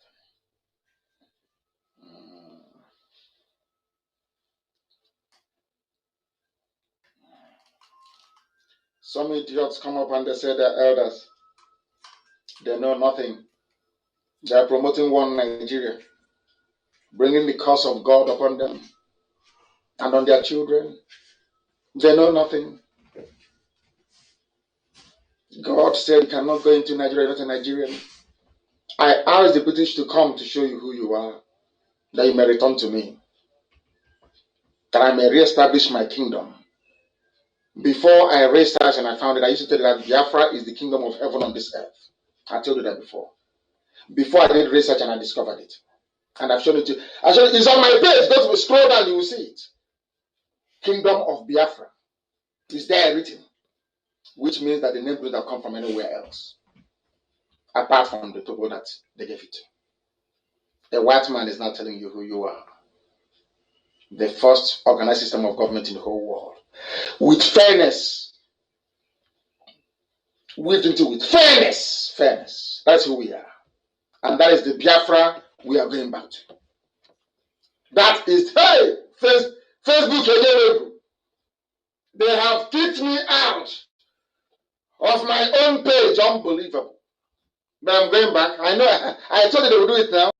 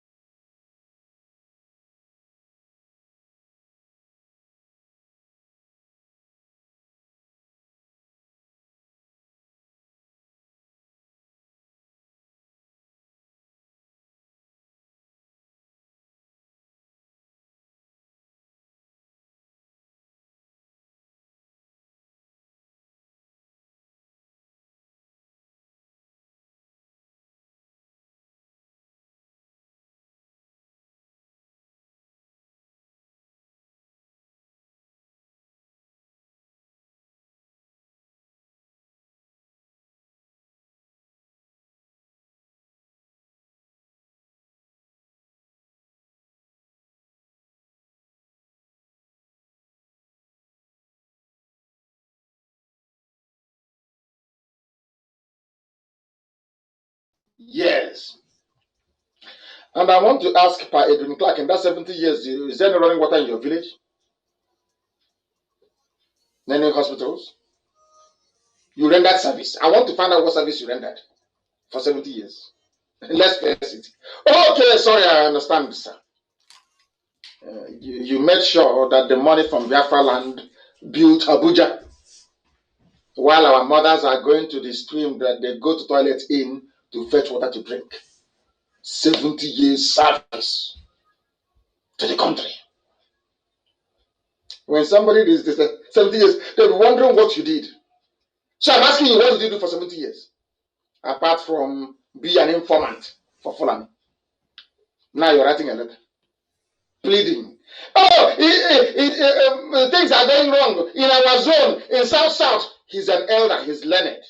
And he knows that South doesn't exist anywhere in the world. Only in their imagination. Let me highlight some of the few puzzling and embarrassing. But I thought you said an Igbo man is your problem. Edwin Clark. An Igbo man that said an Igbo man is his problem. Can't you see? He's now writing a letter. Where did the job people come from, if not Igbo? Where did they come from? From where, I ask you? Did they come from? Are they not Igbo? The day I will give you that history, most of you commit suicide, or you go and drown in the creeks because you know nothing. I respect your age because you're a father, but you are a disappointment to this generation and next. Very sad. I can't. It's an embarrassment. You're writing to a boy you know that is your great grandson. You're calling him Mr. President. Aisha's boyfriend, you're writing to him saying, Mr. President. You are afraid. When we were selling Biafra in those days, preparing to serve the zoo, if they tell you will come to this, will you believe it? Like Sharesssw. If you betray Biafra, you'll be reduced to nothing by those you're serving. Have you seen it now? You're not writing letter, you're begging. You are begging now. Please help us. We are in Niger Delta, we are in South. In fact, let me see if you use the word Niger Delta here. I don't think he did. I think it was mostly South. Because that useless word, Niger Delta, we have destroyed it. Niger nigger is here now. Or Delta nigger. Delta absurdity. Delta idiots is there now. Google it, the meaning of black in Latin is there. Niger Delta. You see how foolish you now sound? Nigger Delta. They are not begging you. You have removed us, so there is nobody to replace. 70 years of service. Our mothers are fetching water from a stream where they bathe and they go to toilet. 70 years service. When you write it like this, any idiot. Oh, he's an elder statesman. Statesman in your pocket. Your house in Abuja. And your latest wife. That's the only thing you achieved. You achieved nothing. Nothing. An empty, vacuous life filled with betrayal and treachery. The people you're serving in the North, Fulani, did they betray the people as you betrayed your own? Edwin Clark, I'm asking you, the people in Fulani people, did Fulani betray their people the same way that you did? You should be ashamed of yourself and stop writing. You're begging. I thought you said the woman is your problem. Not Fulani. But now you're writing and you're begging. Fulani people. You're not ashamed. Nigger Delta. A Delta of absurdity. A Delta of darkness. A Delta of hopelessness. That's the name you gave yourselves. What a shame. What a very big shame. I said after tonight, things will no longer be the same. Some will repent, some will die. But in the end, Biafra will come. We are not stopping. We are unstoppable. Nobody, they've not given birth to you. You can't stop us. If you say what I'm preaching is not correct, come out. Come out. After dealing with you, your wife will not cook for you for a year. I will disgrace you publicly that if you go back, your wife will not serve you food for a year. If you claim you went to school, come out. Destroy you. You are 92 years old. You spent 70 years serving Fulani. In your place, there is no running water. 70 years of service to the country. Which country? But you've not heard that charity begins at home. Traitors. Traitors everywhere. You claim your elders, you want respect. But you saw our future and you want respect. If you did what you're supposed to, would there be any militancy in the southern part of Biafra land? There's no militancy now, there's no need for it. Because you have done your job. Nobody should call on the It's not time for calls. I don't know where people are calling from. Now you're begging for position. After betraying Biafra, betraying your land, now you're writing OFRCON. Empty. Rubbish. Vacuous. As old as you are. You left no legacy. The only legacy you left is a legacy of betrayal of your people. You ran to the north. You sold Biafra. They gave you ordinary commission of information. And you think they loved you. You betrayed Jonathan. Edwin Clark did not betray Jonathan. How many, the percentage of a job that voted for Jonathan compared to Igbo? Which one is greater? More Igbo people voted for Jonathan by percentage than a job. Is on, sorry, must pronounce it correctly. To tell you who we are, fairness. Fairness. That's who we are. I asked a man, walking on my car, and I asked him, why did he say you vote for Jonathan? He said, because Jonathan is my brother. He doesn't know who Jonathan is. You know what? I'll never forget. He said, Jonathan is my brother. That's why I vote for him. Do you feel that way towards the Igbo people? Edwin Clark, do you feel that way? Despite all the betrayal, he said, Jonathan is my brother. Do you feel that way? Don't you have guilty conscience? You cannot even ask for forgiveness. All you betrayers during the war. Traitors everywhere. You're writing a letter to a 30-year-old boy. In the night, we will go to sleep with Aisha. In the night, you're writing a letter begging for appointment. You're not ashamed of yourself. You're begging, as you're begging for Niger Delta, so have they stolen all the money and taken it to the north. Look at, I want people to go and Google projects in the north. The Air Force Hospital in Dawara, Federal Polytechnical Dawara, 18 billion University of Education inaugurated in Dawara, Buhari Town Dawara to have battalion barracks after Air Force built reference hospital in his village, Dawara. Katsina Refinery ready in 2021. Edwin Clark, do you see how people behave? Although Buhari is dead, they are doing everything in Dawara in his name. What did you do for your people? Elder statesman. You're insulting an elder. What have you done for your people, Edwin Clark? Let me repeat what they have done since you betrayed Jonathan in 2015. Because you're a serial betrayer. You are a traitor to your people. You are a traitor to your people. And I pray that God will keep you alive to see Biafra because you are an evil man. You are an evil man.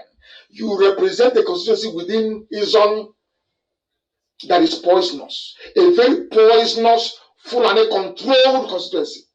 My happiness is that you people are in the minority. You are in the minority.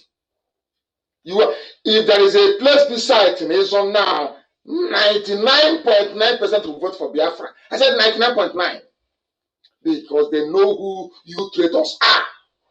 Because you appear on TV, because you write for newspapers, people don't know who you people are, but we know you. Let me remind you, the little boy that you're writing to, please help us now. Peter Ford is no longer there. You removed him. Let me remind you what they did in Dawara. People that have brain. Unlike you, an elder, you claim 70. Let me, okay, they've been there now for less than 6 years. Let me tell you what they have done. You've been serving the zoo for 70 years with nothing. Let me tell you what they have done in 6 years. Listen carefully. Air Force Base, Hospital, Daura. Federal Polytechnic, Daura. 18 billion, University, Daura.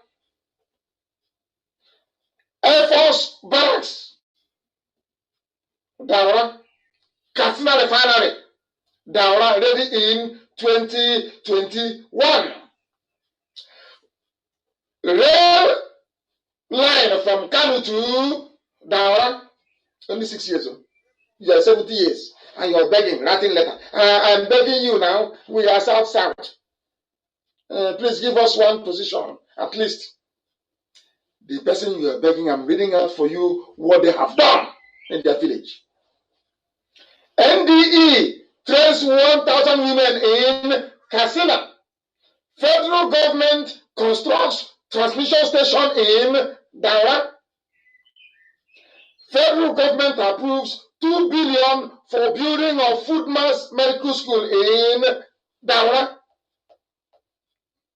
Do you want more? 70 years of service.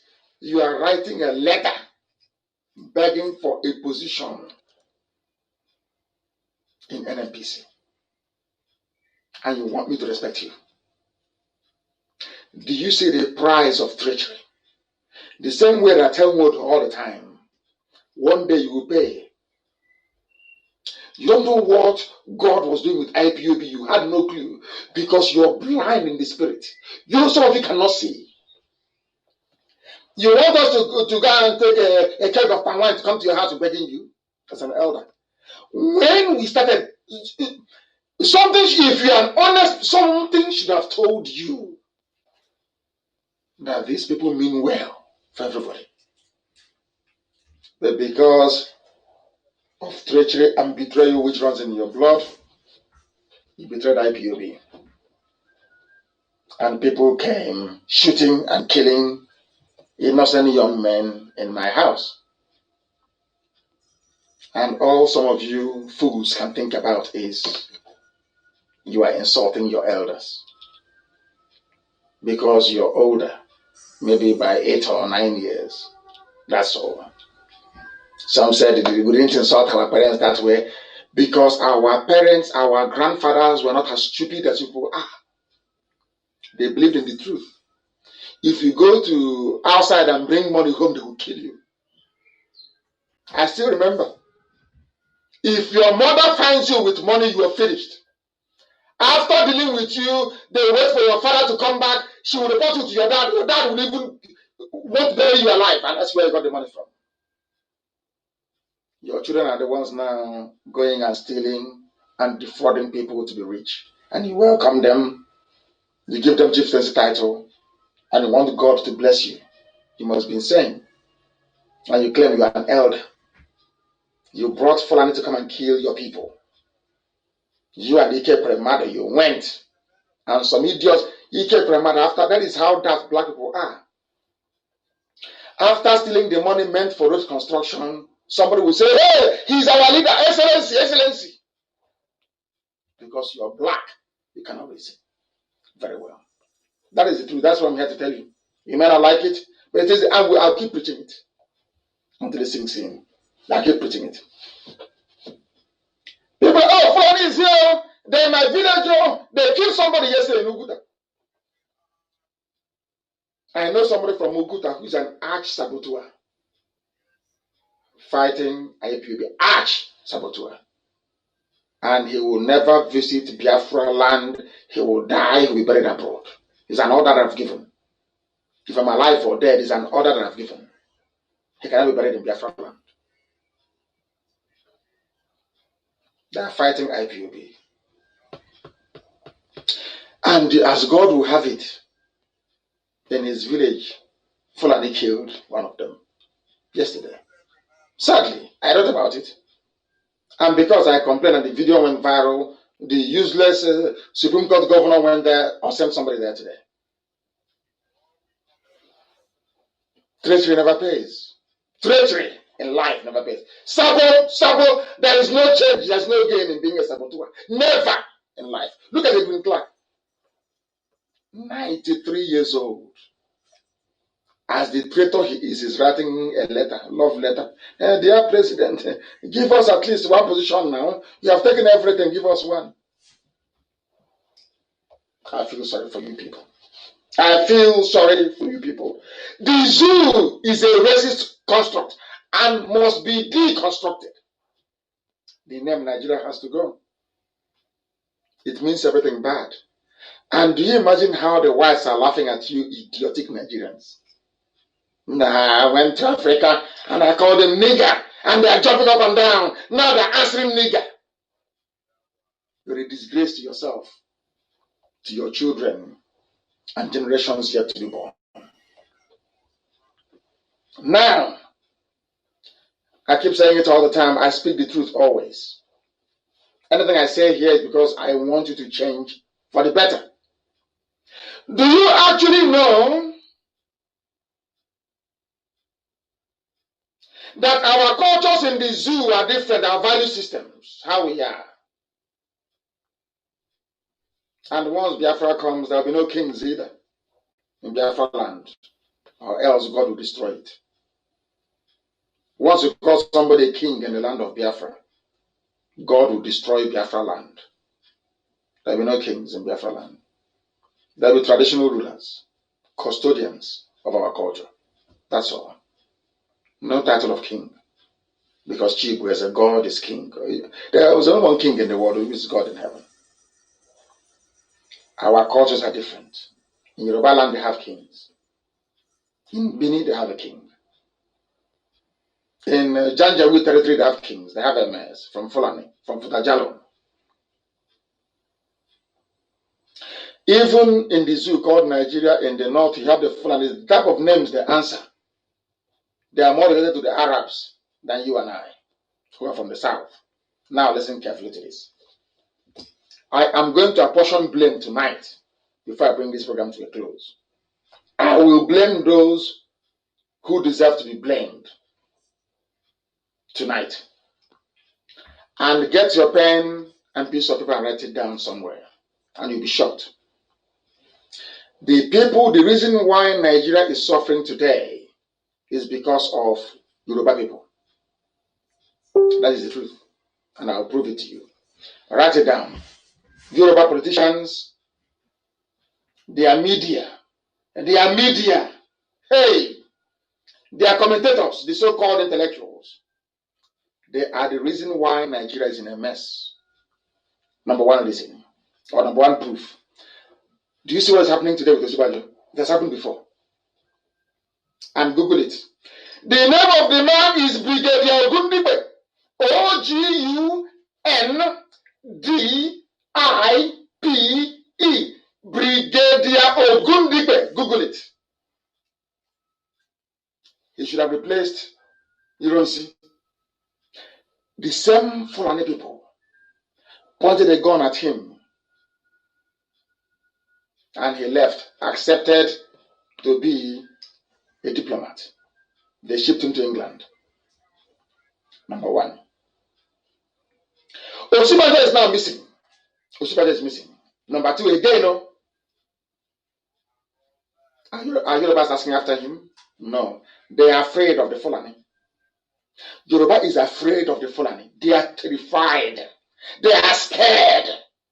There's only one or two or three people. This young man, Mike, that is, I pray that people like him will come up.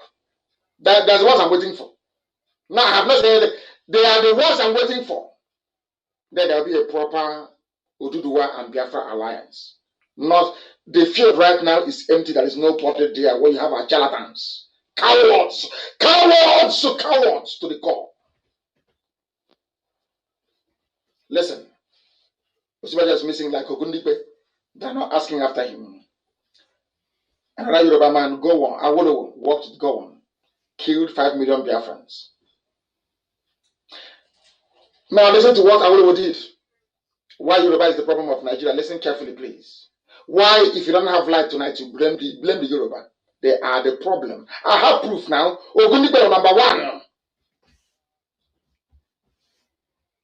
Awolowo walked with Gowon. Awolowo killed 5 million Biafrans through hunger and starvation and direct violence. He wasn't happy. Awolowo was not happy. He wasn't happy. Awolowo went further to take our money. But funny enough, they did not take the money belonging to the father of Nyanwood by his own admission. Every family suffered after the war. They took all our money. But in Nwodo's family, their money was intact. Show you that they are saboteurs. That's how you know Sabo now. When I said it before, they didn't believe me.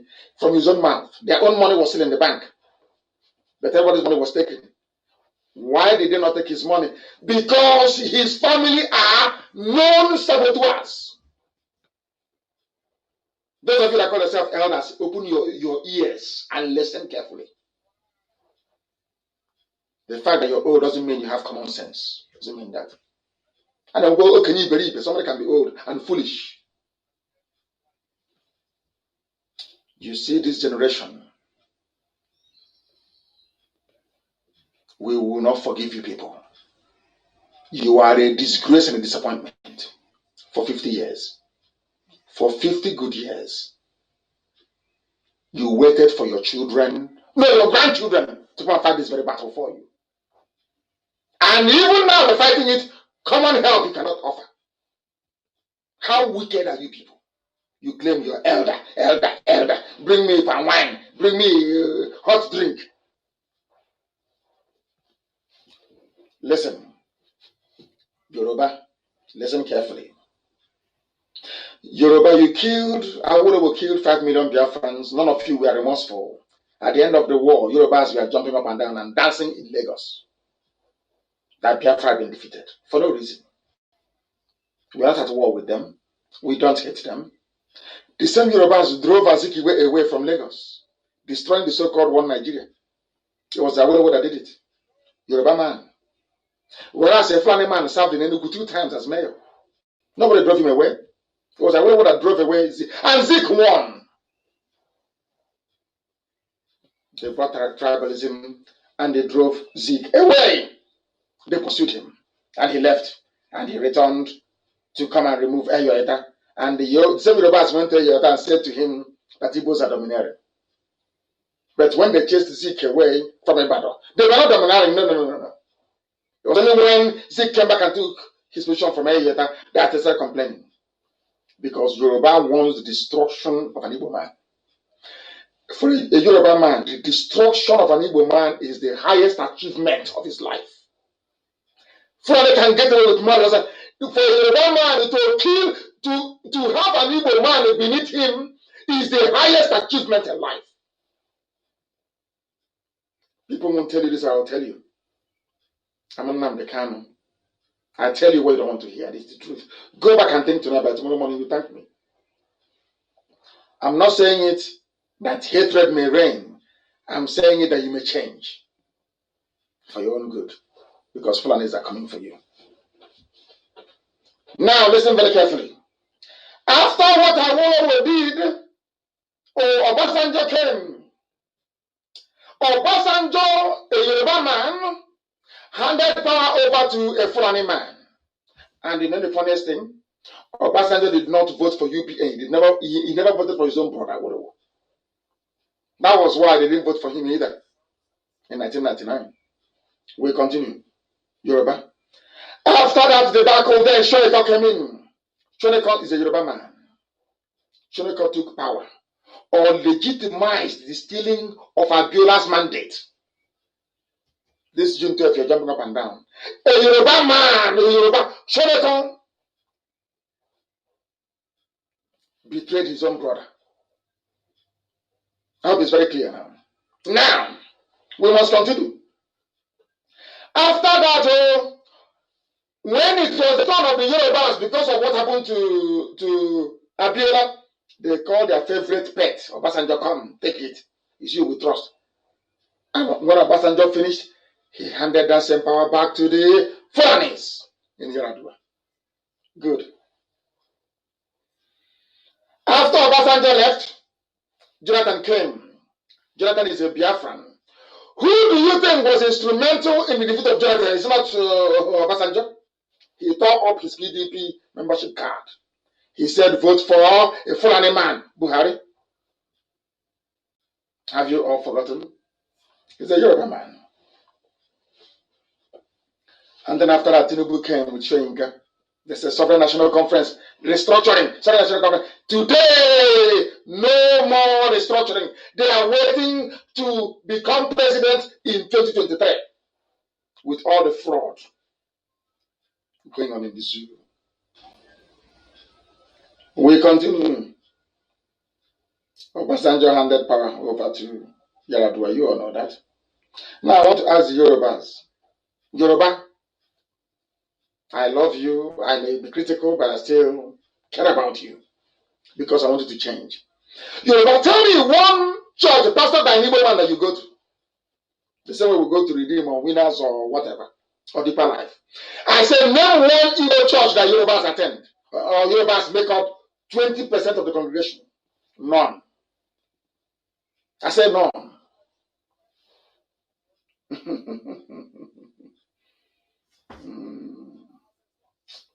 Where do I start and where do I finish? Which business run by a Biafran have the Yorubas ever invested in? The answer is none. And the Yorubas since 1960. Have the Yorubas ever voted for an Igbo man before? A Biafran? Even Jonathan, did you vote for him? I will ask Yoruba again. Have you ever voted for an Igbo man before since 1960? Yoruba? Simple question. But Igbo was voted for Abiola, didn't they? The same was they voted for Obasanjo 2 times. Even against Ekweme in the primaries. I want to ask Yoruba, have you ever voted? I want to prove to you that what I'm saying is not born out of malice. I want to prove it to you. That your hatred for an Igbo man is unreasonable, is unfounded. It shouldn't happen in the first place. Yoruba, you must change. You must change. I don't know, maybe it's due to the undue influence of Yoruba Muslims. You are now telling me that as a race of 70 million people, the only duty you now owe to yourself is 2023. So Aisha can be doing anything she likes. People can be dying. There are bandits everywhere, terrorists everywhere, kidnapping, Christians being slaughtered every day, persecution, everything happening. So Yoruba, you're telling me 70 million of you will just keep quiet until 2023? Is that what you're saying? Because of presidency? Because of money? You sell your soul to the devil? Yoruba, you will sell your soul to the devil? Oh dear. Oh dear. They say we don't respect people. If you go to Japan, they respect their elders. Of course they do. But if you're an elder and you mess up in Japan, they will come to you and tell you to go and commit suicide. That's what they will tell you. Harakiri, they call it. You go and commit suicide. It's the most honorable way to die. If you're an elder and you're a fool, you go and commit suicide. That's why they respect that. You cannot expect me to respect an elder that says the truth and decides to follow lies. Yoruba, I'm asking you tonight, is that boy in Asarok, is he Buhari? Is that boy in Asarok Buhari? Yoruba, answer me. If he is not Buhari, then what are you doing about it? As people that claim you fear God, you go to Pentecostal churches and all this nonsense. You fear God.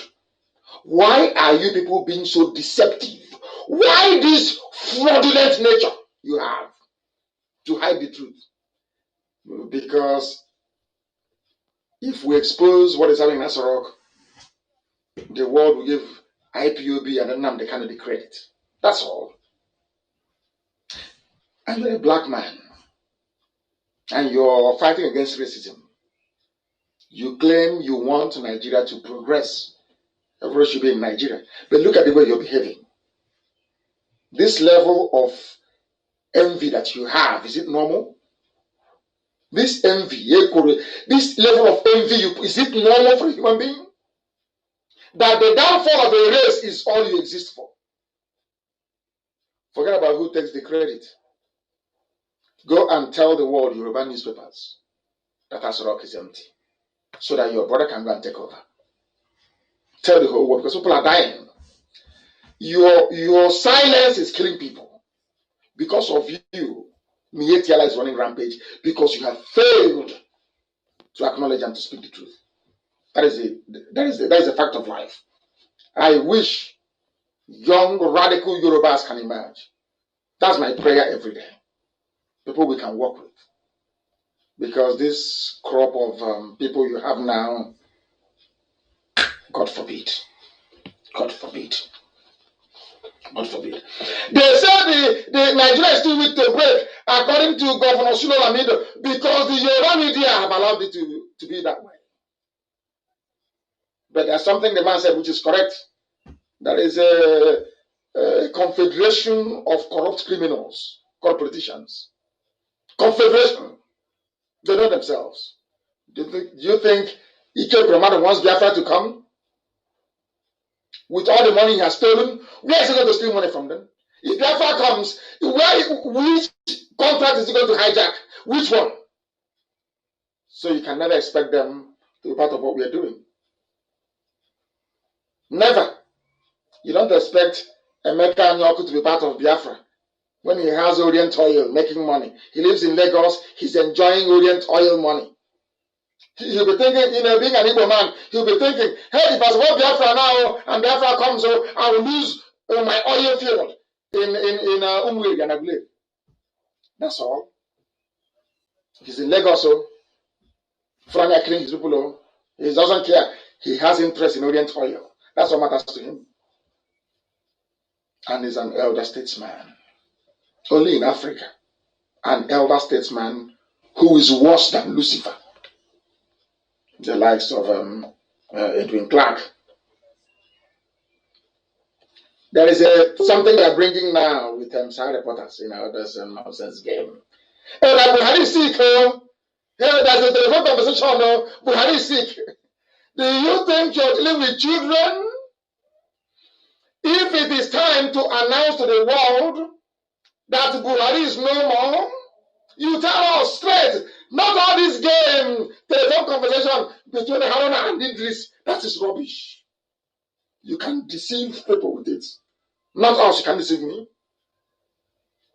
That telephone conversation was staged to plant it in your useless zoo brain that Buhari is sick. Buhari is dead in Saudi Arabia. Now you're looking for a way to try and patch things up. But the problem is that Tinubu doesn't want Usman to take over.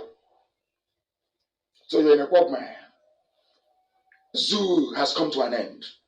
This level of lies told by the Fulani makes the zoo unviable.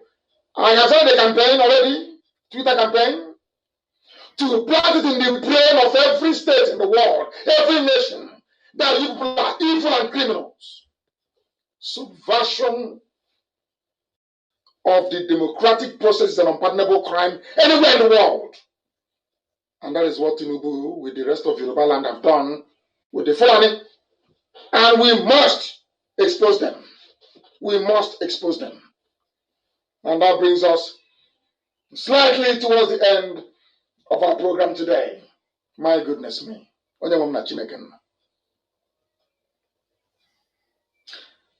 Because we are going to mount a very sustained campaign in the media, because you cannot trust Yoruba media.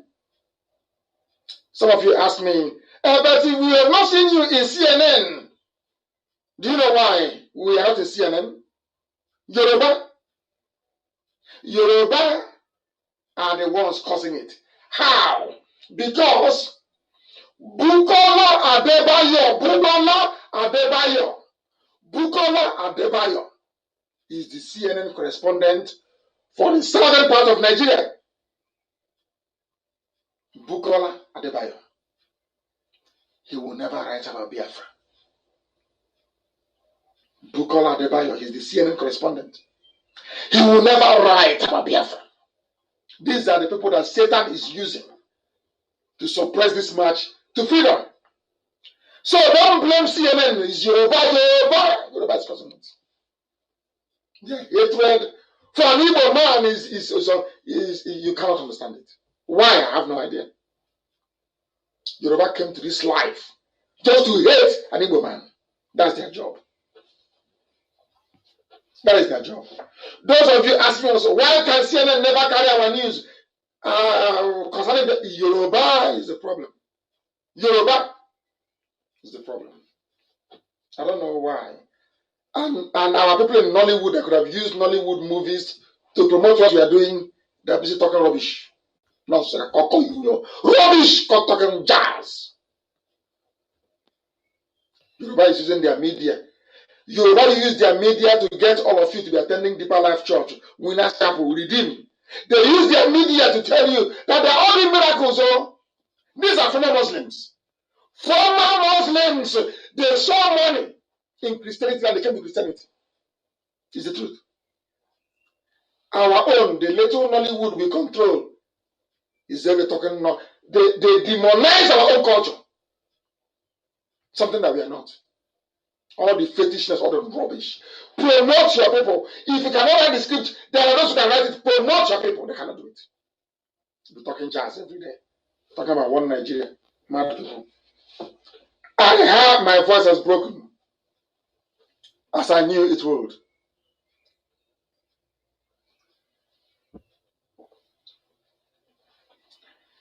This very evening I'm announcing that every IPOB family unit in the world, because we are going to bypass the Yoruba media. It's a strategy. You know, we are master strategists. Everybody who is a Biafran, friends of Biafra all over the world, there is going to be a campaign in the next 4 weeks. As long as you use a smartphone, you must be on Twitter and Facebook. Including our grandmother. If you're buying your grandmother a smartphone, make sure you download Twitter. Somebody will tweet for her. We are going to bypass Yoruba media and take our message to the whole world. Anything I ask you to do, please do it. We are going to appoint a media officer attached to every family unit in the whole world. And I will also appoint somebody in the DOS to be responsible for the work that people are doing. Their job is, anywhere a Biafran owns a smartphone in the world, you download Twitter for them.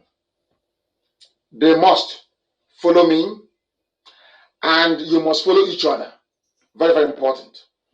And then you see how we collapse the zoo with relative ease.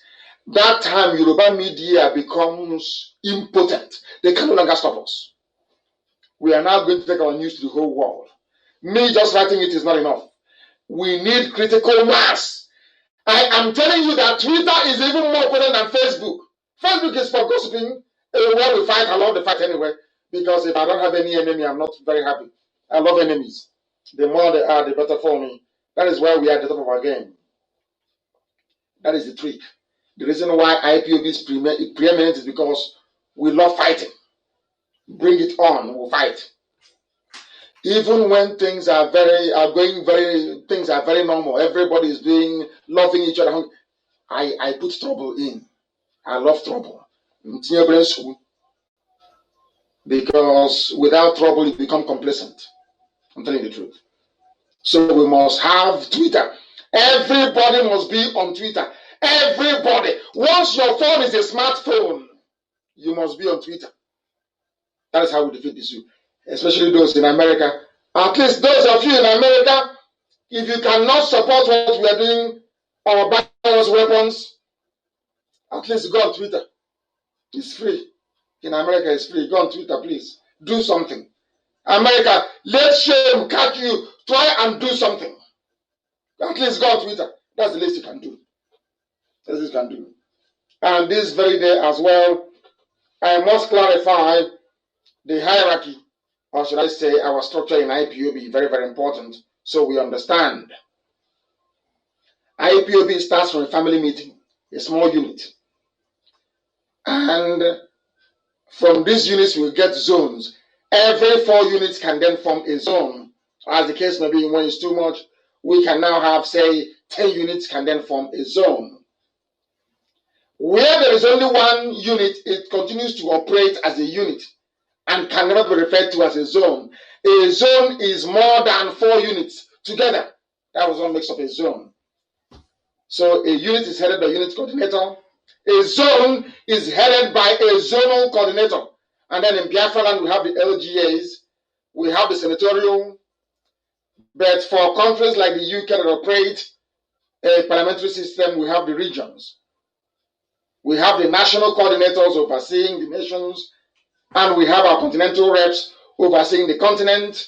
We have our DOS, and then we have the office of the deputy leader, and then you have my humble self. That's how IPOB is structured. So if you're in the USA, you either belong to a unit, a zone, a state, or not all. That's how it should be anyway. You must belong to a unit to belong to a zone. You must belong to a zone to belong to a state. You must belong to a state to belong to be part of the family all across the USA. And this evening, I cannot thank you enough for persevering and for staying and for listening to us. There are many things that we would have gone through, but I think I'll continue that on Wednesday. I must thank you for listening. And if you're Yoruba or if you're a zoo animal, by tomorrow I expect you to change and jettison your petty jealousy and embrace the truth, because Asa Rock is empty.